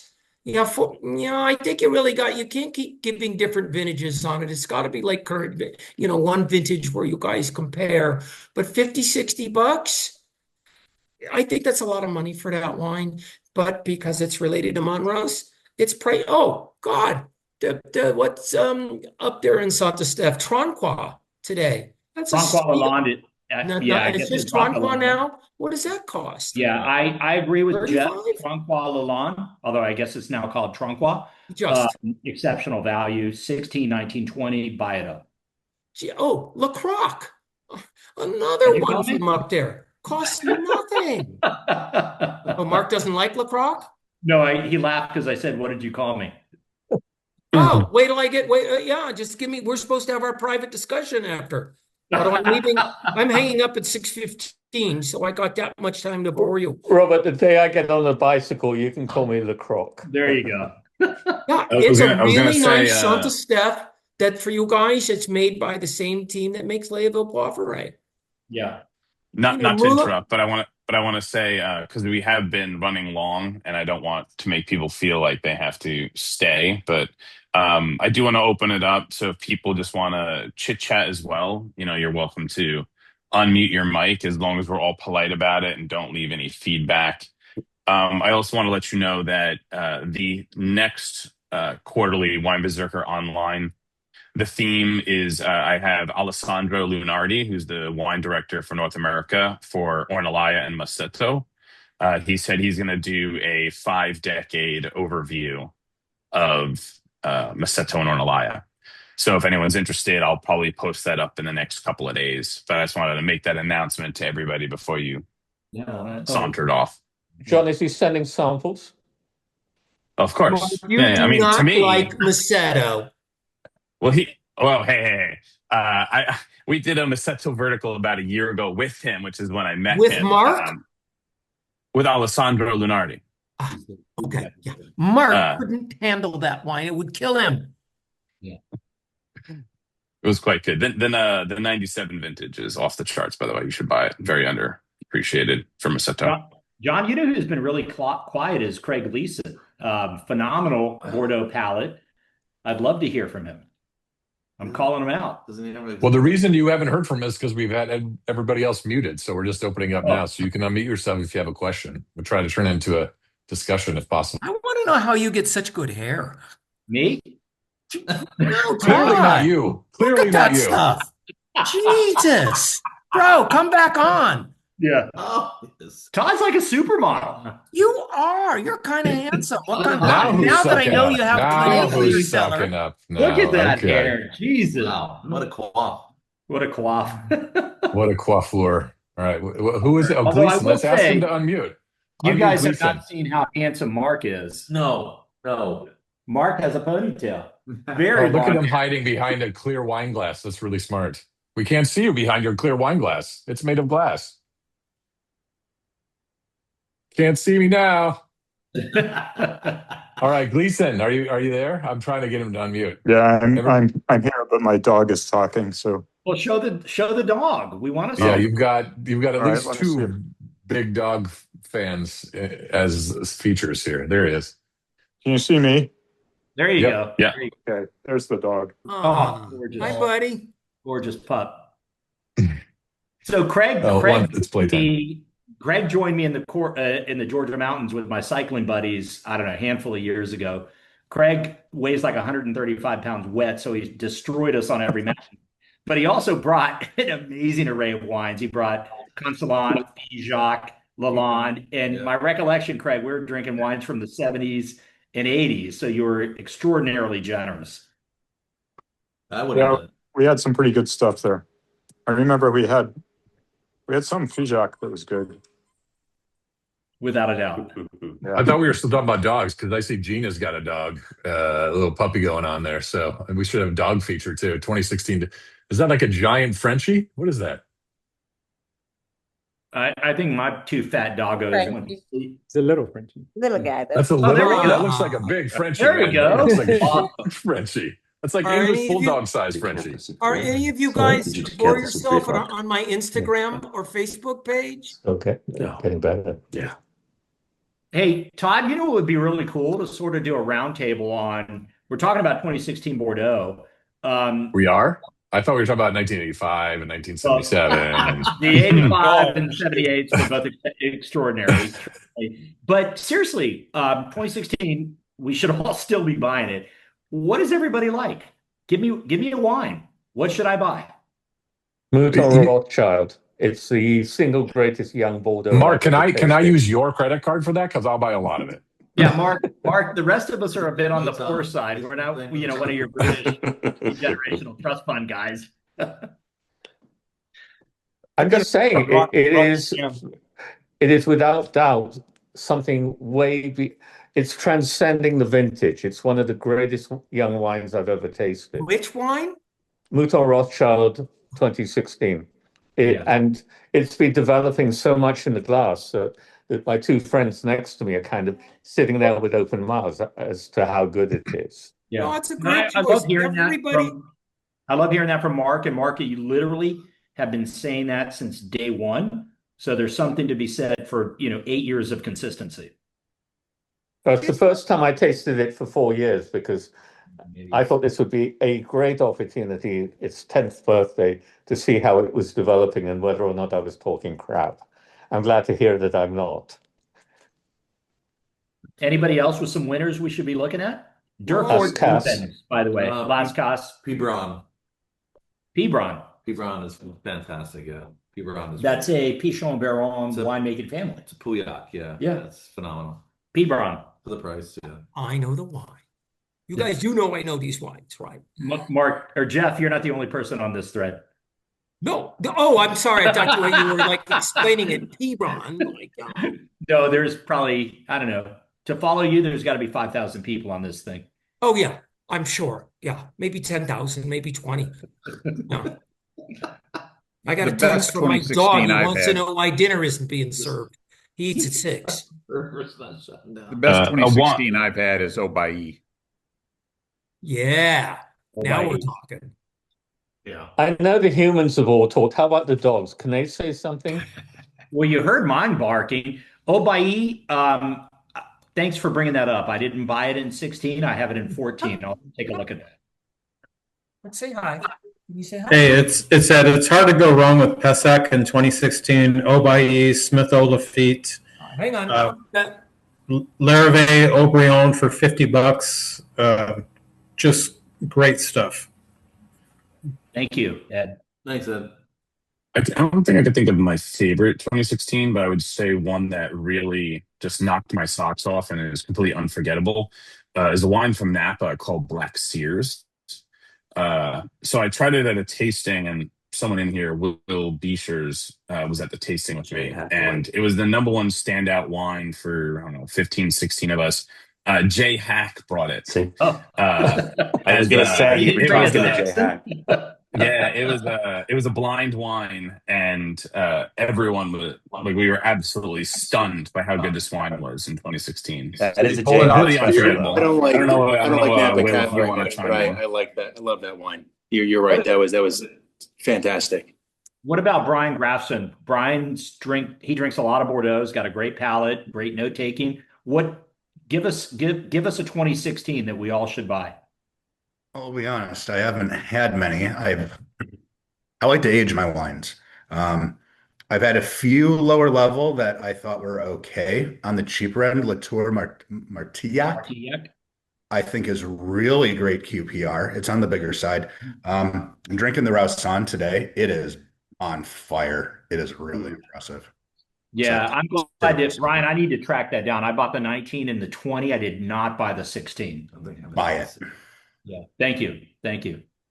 I tried to recommend something in the thread. It's Rock de Cam. I don't know how you pronounce it exactly. But wrote the second label, right? Yep. No, Yes. they're different. It's by the guy, Cetera Rupef, but it's his other wine. They are different vineyard. It's a different vineyard than Domaine de Cam. They're different vineyards, different sites, same family winemaker. They are not the same wine. What I found Rock de Cam, it always takes a couple of hours. and L'Orage Black Sears is Howell Mountain. are all Micheville wines. Jeff, could you repeat that? I didn't hear that. Yeah, Rock de Cam, L'Orage, Tête Rote Boeuf are all Micheville wines, and to me, they all taste much more similar than they taste different. They're very, very spicy wines.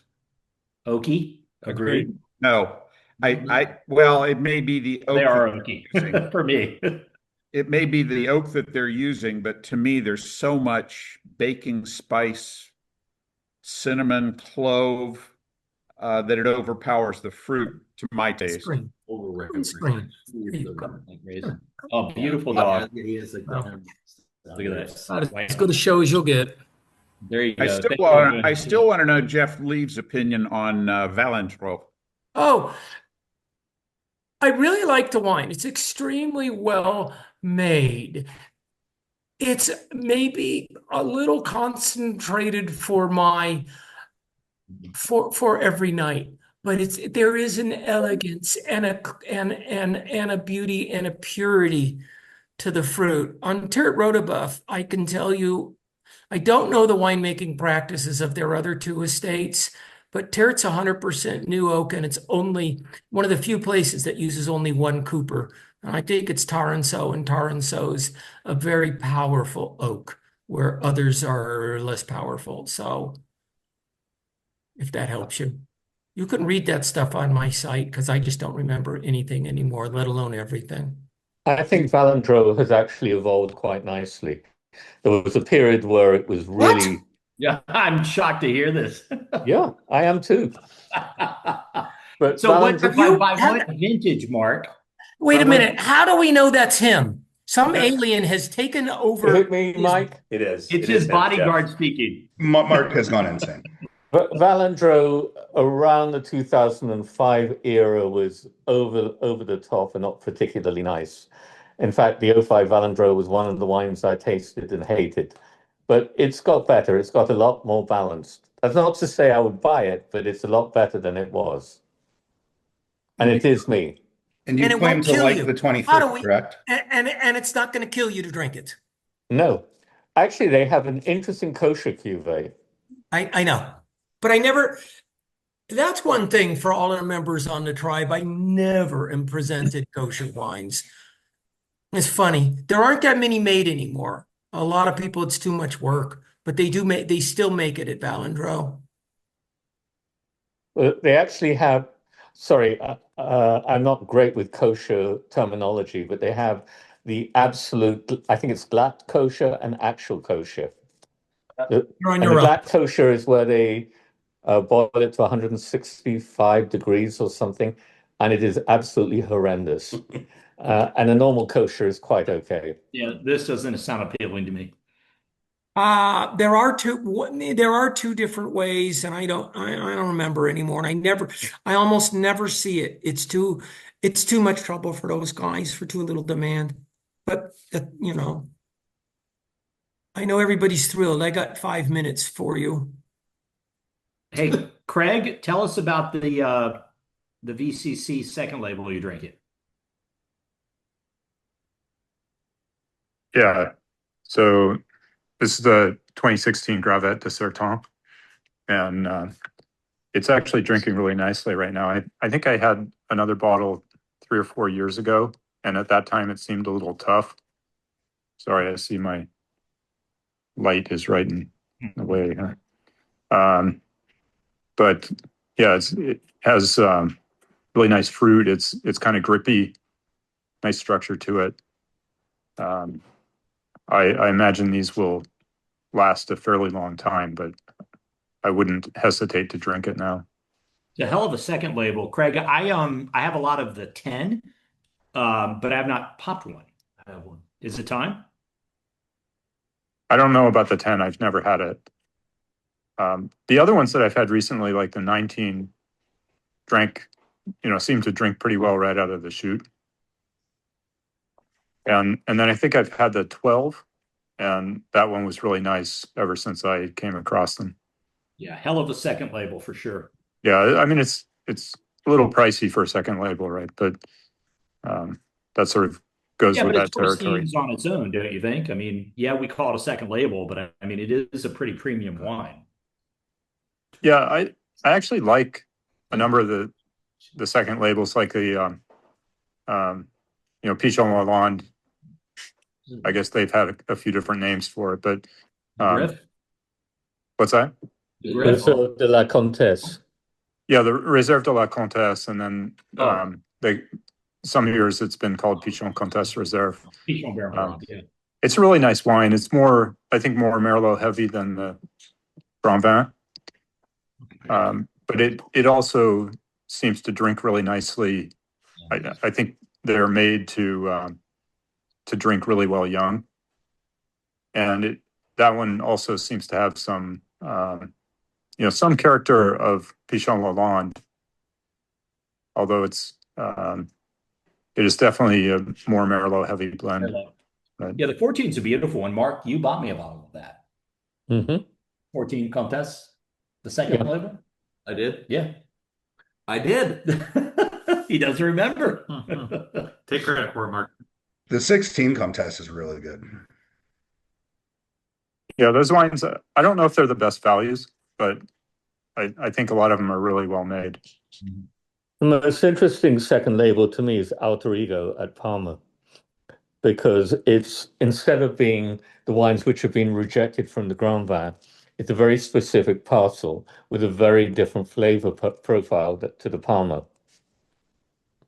It's kind of more common than you think. That's what you see at De Cru. That's what you see at Leoville Las Casas. It's what you see in a lot of vineyards. It's what you see in Latour specifically as well, where others it does change frequently. So it varies. Well, Latour definitely brings in some of the wines which have been rejected from the Grand Vin. No. Yeah. And that I will bet you on. Not anymore. Today, well, let me rephrase it. Today, Latour, always, Latour is only made from one parcel, 37 hectares. That's it. I misspoke. I'm the opposite. I'm the opposite way around. They never increase Latour. Sorry.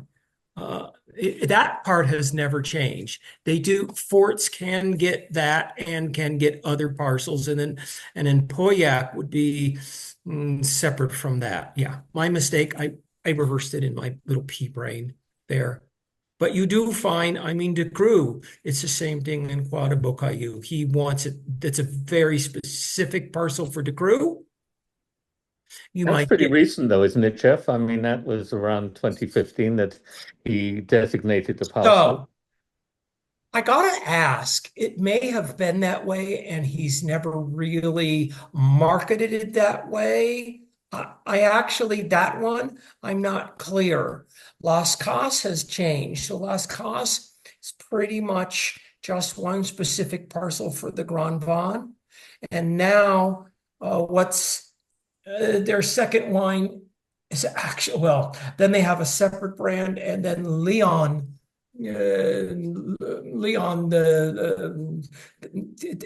is their third wine, which they now call their second wine. The Petit Lion. Yeah, that is considered the second wine of Leoville Las Casas. Because I just saw the 2020 for 50, I think it was $55. Is that a buy? No. I'd rather see you get Brenier de Cru. No, I don't. I'd rather see you get. Oh my God, Jeff, we agree. No, you're talking. We're not talking about the quality. We're talking. That's a lot of money. It's a pretty good wine, the Petit de Leon. It is. But $50. I don't know. That's a lot of wine. I mean, a lot of money for that wine. I think Brenier offers incredible. Yeah, Brenier is exceptional for the value. I don't think we're getting it today for $55. I don't know. Yeah, no, I think it's a little higher than that. But anybody that 16, 19, 20, Brenier knocked it out of the park. Well, 16, 19, 20 or older vintages in the market has taken place. But they're still available. Yeah, but 16's got to be dramatically more. I think your better price check is 22, 23 against all of them to see if they're in line, because their current vintages, the market hasn't affect value, demand, or pricing. I really, at 10 years, it should be more money. I think Gloria is making class growth quality wine. I think Gloria is super. You guys, I really want to thank you for allowing me to hone in, offer my unwanted opinion with two of you. It's a lot of fun. I would drink with you guys anytime. We've always said this, even with our disagreements over the years, especially on Saint-Emilion, the Venn diagram between me and Jeff is probably bigger than it is smaller. And the thing about wine is, it's not what wines you like, it's how much you like wine. It's the passion. And, and that's for me, that's really explains it. That's really what it's all about.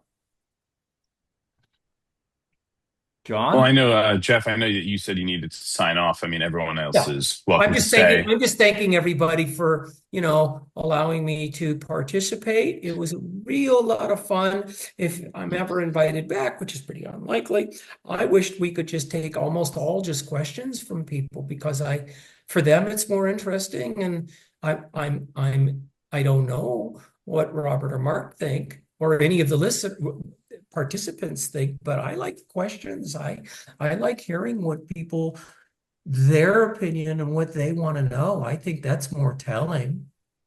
I think agree. It was lovely to have you, Jeff, because you have we started off thinking of Robert and myself, and then we had to have you in there because your opinion is very different, but it's always collegial. And thank you very much. It was fun to have you around. And also, to echo something Robert said, I think Wine Cellar Insider is far and away the most easy to get, comprehensive information. And when I was writing a lot more articles, I was using it the whole time. So thank you for that. Yeah, agreed. I am aware all the education courses use me. WSET, even even the masters use my site for their point of reference. It's more updated than the Chateau sites. I think it's pretty cool, really. What did you just do? Wait a minute. Did I just see what I saw? Did you? I can't unsee that. What? Did he just lick the screen? No. There was a drop of Mouton. We just finished the bottle. And there was a little bit on the table on the screen in front of 50,000 people. Todd, that was like I would tell you to freeze that frame. So. John, freeze that frame. Send it to everybody. Again, really appreciate it, Jeff, and as well to Robert and Mark as well.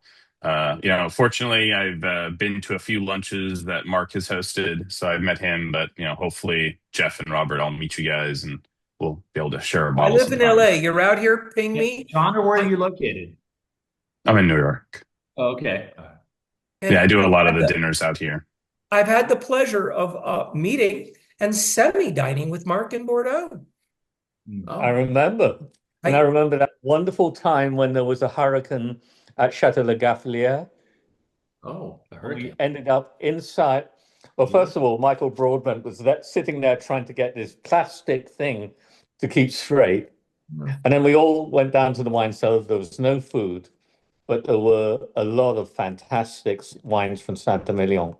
That's before my time. That's primordial. You guys, thanks a whole bunch. I'm zoning out. But I really appreciate you allowing me, okay? Thank you for all the great questions. David H., your questions, because I saw them more often, rock. Thanks, you guys. Thanks so much. Thanks, Jeff. Bye. Cheers. Thank you, Jeff. I've got a question. Is Ducru worth buying these days? Woo. I love Ducru. Or Brown Ale. Yeah. Mark, you love it, don't you? Yeah. They haven't gone all modern? It's a little bit more modern than it was, but because of the terroir, because it's close to the Gironde River, it will never be absolutely modernist. Becherville, the same thing, although Becherville, they've really tried to push the extraction. But the Cru, the wines are incredibly well balanced, and I really love them. Mark, aren't we better off for the value buying Branair du Cru? Yes. It depends what your budget is. I mean, yes, I love Branair du Cru. I should have mentioned it when we were talking about great values. Isn't it a little bit more classic than du Cru? No. No? Okay. About the same. I know some people don't like the 95 vintage, and I understand that commentary, but I had the 95 Branair du Cru recently. I thought it was absolutely phenomenal. I thought it was incredible. It really is and probably one of the more underrated estates, frankly, in Bordeaux. And every time I go back and have older vintages from the 80s, I had a bottle of 82 at the Grill in New York City. They had it on the menu. It was like the sleeper of the menu, and it absolutely blew me away. And I immediately went and found 3 bottles from K&L. If you can find an 05 Branair, you should absolutely grab it. Okay. It's an absolute beauty of the wine. Okay, I'll do that because I really have been mesmerized. The 16 to me, 16 Branair could be the value of the vintage. Durford Bienen. Have you had the 19, Robert? I have. I think the 16 compare? is better, but I would buy them both, and I wouldn't blink an eye, Brian. Okay, thanks for that. What are the U.S. prices on Branair du Cru in 16? I can tell you what I paid, but I doubt it's what it is today. I paid $50. Right. I'd say the range is 50 to 70, depending on where you buy it. Yeah, I'm assuming today it's probably in that 70 range. Mark, you got me early on to buy Disson from Margaux, 2016. Another absolutely exceptional bottle of wine. Probably again one of the top 5 values of the vintage. And I remember I got it for $45. And Mark, I either PM'd you or emailed you and told you I got it for $45, and you guffawed. You were shocked by that price. Actually, Disson is the only time in my entire 40-year wine career where I told, actually, it's a friend of mine, Emmanuel Cruz, I said he'd underpriced the wine. Mm-hmm. He did, for the value, for the quality. Yeah. 16 Branair is 80 plus now. Oof. Okay. Still, you know what? How much is 05? Because I'm just wondering with the opportunity cost, whether that wouldn't be a better buy. Mark, if you're recommending it, I'll track it down. Oh, thank you. Well, I mean, I think our palates are pretty similar. Yeah, I've noticed that. Except I don't have your adoration of the Loire Valley. Well, you're a little bit more narrow-banded, maybe. I don't think anyone has. Just call me narrow. Loire Valley. The 05 appears to be 90. There's an 05 Branair auction at K&L right now, $65. I think that was opening. Don't know where it's at. There's a 6-pack of 05 Branair at K&L right now. Current bid's $390 for 6. Okay, so my math is terrible. $70? Yeah, just under 70. That's big. Yeah, 10% premium. We're sitting around $420 now. I mean, think about it. That's kind of crazy for a 20-year-old wine. That's not bad. No. Bordeaux is great for stuff like this. It really is, Brian. I mean, historic estates where you can buy wines like I was following Lagrange, 1996, and I meant to bid on it, and I missed the time zone, and it sold for $900, full case, original wood case, 1996 Lagrange for $900. Where else in the world do you find that? That's impressive. When I'm buying stuff with age, I usually assign $3 per year per bottle, knowing that I store my wines for a little bit less than $1 per bottle per year. I feel like that's reasonable on the secondary. $3 a year, maybe $5 a year once you're at 15 or 20 years old. Depends on the original price. If you're doing a mouton, then it's going to be $7 a year. Yeah. And how bad do you want it? Yeah. I don't folks, splash around. I'm going to love you and I'm going to leave you. Thanks so much, Mark. Really appreciate it. Thanks so much, Mark. Somebody's doing Sit the next one. on our How do I get out of there? Mark, you turn it off. Oh, leave. Since I'm probably the most recent joiner of Wine Berserkers, I want to thank everybody for how valuable the site is and how valuable all your comments are. I'm kind of getting back into wine. I did a lot of stuff back in the late 70s. And then I got married and my wife didn't like how much I was spending on wine. And now we're in a position where I'm able to do a lot more. And of course, I'm living in Bordeaux at the moment. There you go. I'm just about to ask where you at. Yeah. Dumpster. But if you have any ideas, apparently I'm not going to be a full-time resident of Bordeaux after next year. That's another happy wife not in Bordeaux sort of deal. Yes, it is like 3 a.m. in Bordeaux. But I am going to probably try to find a way to get into a commandery chapter somewhere on the West Coast. And if anybody has any ideas on an entree in that regard, I would welcome that. So I don't know about the West Coast, but Peter Brush, who is just in here, I've been to a couple of commandery dinners with him. He's a member here in the New York chapter. So if you want to message Peter Brush on the board, I'm sure he can just give you the emails of people that are over on the West Coast because he's an active member. Okay. Yeah, Peter Brush. Thank you. Or just post that you're coming on over. Meet up with a bunch of geeks. There's a lot of us in California. You're in California, Brian?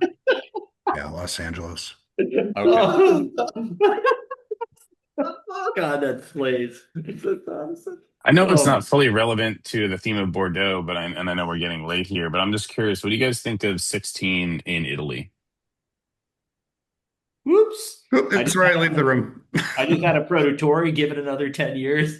Sorry, that was hard to get. What did you say again? Yeah, Produttori. No way. Produttori was good until this year. It was good every year until this year. It was good on release. I don't know what the hell I had. It was all structure and acids. It finally shut down. That's why. Finally. Well, did it? Did it? I don't know. It was great in 19 and 20 and 21, 22. 23 was so good, and then it just finally shut down. Well, it's been so good for so long. I had the same recent experience, although I thought it was tight, open, shut. It's shut. Yeah. I liked it on release. Man, what I had, I popped it last week. Man, it was structure, pure structure. Total shame I opened it. It's so weird to be buying a $35 bottle that you have to hide away forever. It feels weird. Well, I mean, hopefully we all started buying those years ago and hiding them. I've stopped by now. I'm not interested at 45 or 50, but at 35, it's killer. Have you tried Il Cagio Ipsis before? Ipsis is a little more expensive, John. Yeah, it is. Just a little bit. If you remember, Todd, they had the 16, not this year, but last year at Decanter, and that was fucking rocket ship. It was so good. They had two vintages this year at Decanter. You didn't get them? No, I did, but they didn't have the 16. I think it was the 18 and I think it was 18, 19. I think 18, they had. 19, yeah. 16 off the charts. Easily one of my favorite Italians from the 2016 vintage, but. You're looking at my wife, who knows nothing about wine, was able to pick that out as one of her favorites because it was one of the most expensive wines at the whole tasting. So she's really good at that. Did you say 300 now? It's 350. It's the most expensive Chianti in the world, like de facto the most expensive Chianti. That is my problem with Italian wines. Every time I have one that I really like and I ask the price, Bordeaux and Loire, Germany just all kill it in QPR. So oh yeah, you're right. 100%. You're right. But I'm not, I like Nebbiolo, but I just can't. The QPR, well, this is Sangiovese. That's the thing is they have to struggle with the market where you can get really nice Sangiovese for $19, right? And then they're like, how about $350, right? So I'm more of a Sangio guy for that reason, but even then, I find myself comparing it to Bordeaux, and Bordeaux is just better. Mark and Ian were a little shocked to find out that the 2016 Lalande today, this is what we're drinking, is $350. Yeah. That's astonishing. It's unfortunate. It is astonishing. As great as it is, at least what the critics are saying, I would backfill every single day of my life. Well, I have a different. Really? Okay. If 2016 is the Bordeaux vintage of the century, then I'm going to buy as many 80s Bordeaux as I can get my hands on. Mark is very old school. Mark has kind of talked me into the once a year big time splurge on Mouton. Yeah. Mouton from what year is Brian? The 16. I don't play in that pool. I don't like spending that much money, but maybe once a year. Do you play in Alfert's inflatable hot tub pool? Do you play in that pool? Yeah. You just spent a fuck ton of money putting a hot tub in, actually. Well, you could get an inflatable hot tub. Exactly. Squeaky clean like Robert. It's amazing. Now you tell me. That's you can go to Walmart and come home with an insider joke. I got a kid who plays club soccer. Enough said. So I think it was Jeff who said he didn't like 86. Was that part of the conversation? Yeah, shocked. Yeah. Well, but remember, John. Stunning. John, no, more stunning to me was he said he didn't like 2005 Bordeaux. He compared to because honestly, he was, and I called him out on that. He and Parker were the most prolific champions of 2005, in particular 2005 Right Bank, which for me, at least for Saint-Emilion, turned out to be an abomination of an apple. What about Cheval Blanc? Outside of my price range. Yeah, we didn't have it. Because the 05 Cheval, I'm just like, oh my God, give that to me every day. Yeah. I mean, 2000 is exceptional. I've had that. I've not had more recent ones. Asson totally went modern. Palmer too. Palmer, but that's not right. Yeah, it's left bank. But a lot of wines went modern as they got when Parker took over. And I hold out optimism for 05. I'm a little more worried about 10. The 05 Obayi is also really good. Like 10 has a lot of structure. It seems like a wine that seems like wines that can age like 50 years. I went to the Grand Bordeaux tasting here in Orlando, and I was like, Jesus Christ, these wines, I feel like I should be tasting them in like 40 years. They had just so much, it was ridiculous. Once upon a time, the Cellar Tracker board put together a little excursion to Bordeaux. That happened to be when I went, and we tasted a lot of the 10s, and I thought they were phenomenal. But my gosh, they are structured and they are big. Exactly. It's very high alcohol as well, Brian. That's my worry. I think 05 is a bit better in that regard. I don't own a lot of 10s, perhaps thankfully, at this point, because that's when pricing got really stupid. Bordeaux lost me until the 14s came out.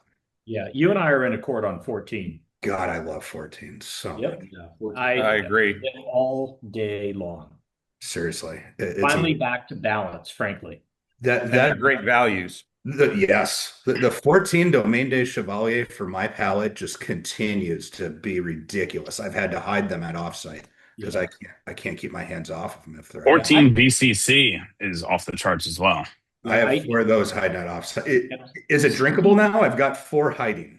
Oh yeah, no, it's delicious. Okay. 16 and 19 equally so, just a little bit more of 14. Mark Golodetz is not a fan. So too bad he dropped off, but it would have been interesting to hear his commentary. But I think 16 and 19 are quite beautiful as well. I know Keith Levenberg, if you ever follow him on Cellar Tracker, he's big on both of those as well. So it's interesting. I know Mark mentioned he didn't like the 16 VCC. So I was at Mark's VCC lunch 2 years ago, and he had the 14 and the 16 were part of that vertical, and he didn't seem to think that he didn't enjoy them. So I'm a bit surprised. I don't know if in the last 2 years, I don't know if he's had it recently, he's changed his opinion, but when we were there, it seemed like he enjoyed it. I mean, 14 and 16, a lot of people really enjoyed them. Well, Yeah, his commentary on the website on 16 is moving in the other direction. Say that again. Mark Golodetz, massive fan of 2014 VCC, which I concur with, exceptional wine. He is not as big today on 2016. Oh, okay. Shutting down maybe, or what? I think it's more the ripeness factor. Okay. I'll pull a 14 next time I go to offsite, which will be a year from now. I just went a few weeks ago. My back is finally recovering. I went to my offsites last week and I pulled a bunch of 09s, which I own very few of them, but I was curious. So John, what's the next video topic? Yeah, so I was mentioning we were going to do 5 decades of Ornellaia and Masetto. I befriended Alessandro Lunardi, who is the wine director for North America for them. And I was just texting him a bunch, and he said he's totally down. So maybe November, early December, and obviously we got to dance around the holidays and things like that. But I think that would be fun to hear him just kind of wax and walk us through 5 decades of those. Yeah. No, John, seriously, thanks for hosting this. Thanks for your patience that we weren't able to do it a couple of weeks ago in the rescheduling. I've thoroughly enjoyed it. Same. Likewise. Yeah, no, I appreciate it. Thank you. This was fantastic. I would throw out trying to get Robert Dentis. There's a few really awesome German Riesling guys that would make for a fantastic panel, I think. Maybe we could rope Sarah into it too. That'd be pretty cool. Yeah, I thought of doing one with Dentis and having him be part of it for sure. I've been trying to knock around a couple ideas with Todd to kind of just plan things out. I don't want these to be too frequent that people kind of get bored of them, but too rare that, people kind of forget. Hey, John, another one that you may want to consider is champagne. And a couple of guys, John Kane, Mark Fronterio, Warren. Incredible champagne palates. That'd be super cool. Exactly. Yeah, so I haven't met them, but I'm pretty big friends with John Lawrence. I don't know if you know him. He also is a massive champagne guy over here in New York. He and I have dinner all the time. We're actually having dinner in 3 weeks. Kane probably has one of the more analytical palates of anybody I've ever met. Highly intelligent guy. And then Mark probably has one of the more intuitive palates of anybody I've ever met. So to me, it's kind of like an interesting contrast. But I would enjoy a champagne Zoom seminar. Sarah would be great on the champagne panel too. Yeah, she'd be great on anything. And I liked having 3 speakers today. I thought that was pretty cool. It allows for a triangulation. 4 might get a little crowded. 2 might not be enough. Some pauses. Yeah, I thought 3 worked well. I'm going to bow out, guys. Thanks so much. Really appreciate all of you. Yeah. Cheers. Yes. Yeah, thank you all. John, thank you again for putting this together. Really appreciate it. Robert and Dave, if you guys can maybe just send me those names. I'm going to forget the names, but the champagne people you recommend. So I could look into that, and maybe we'll try to do, after I do this one with Alessandro, maybe the 4th one, we could try to do it as champagne. Will do. Perfect. Thanks, John. Cool. Appreciate it, guys. Thank you, everyone. Cheers. Cheers. All right. Thanks, Todd. See you guys around.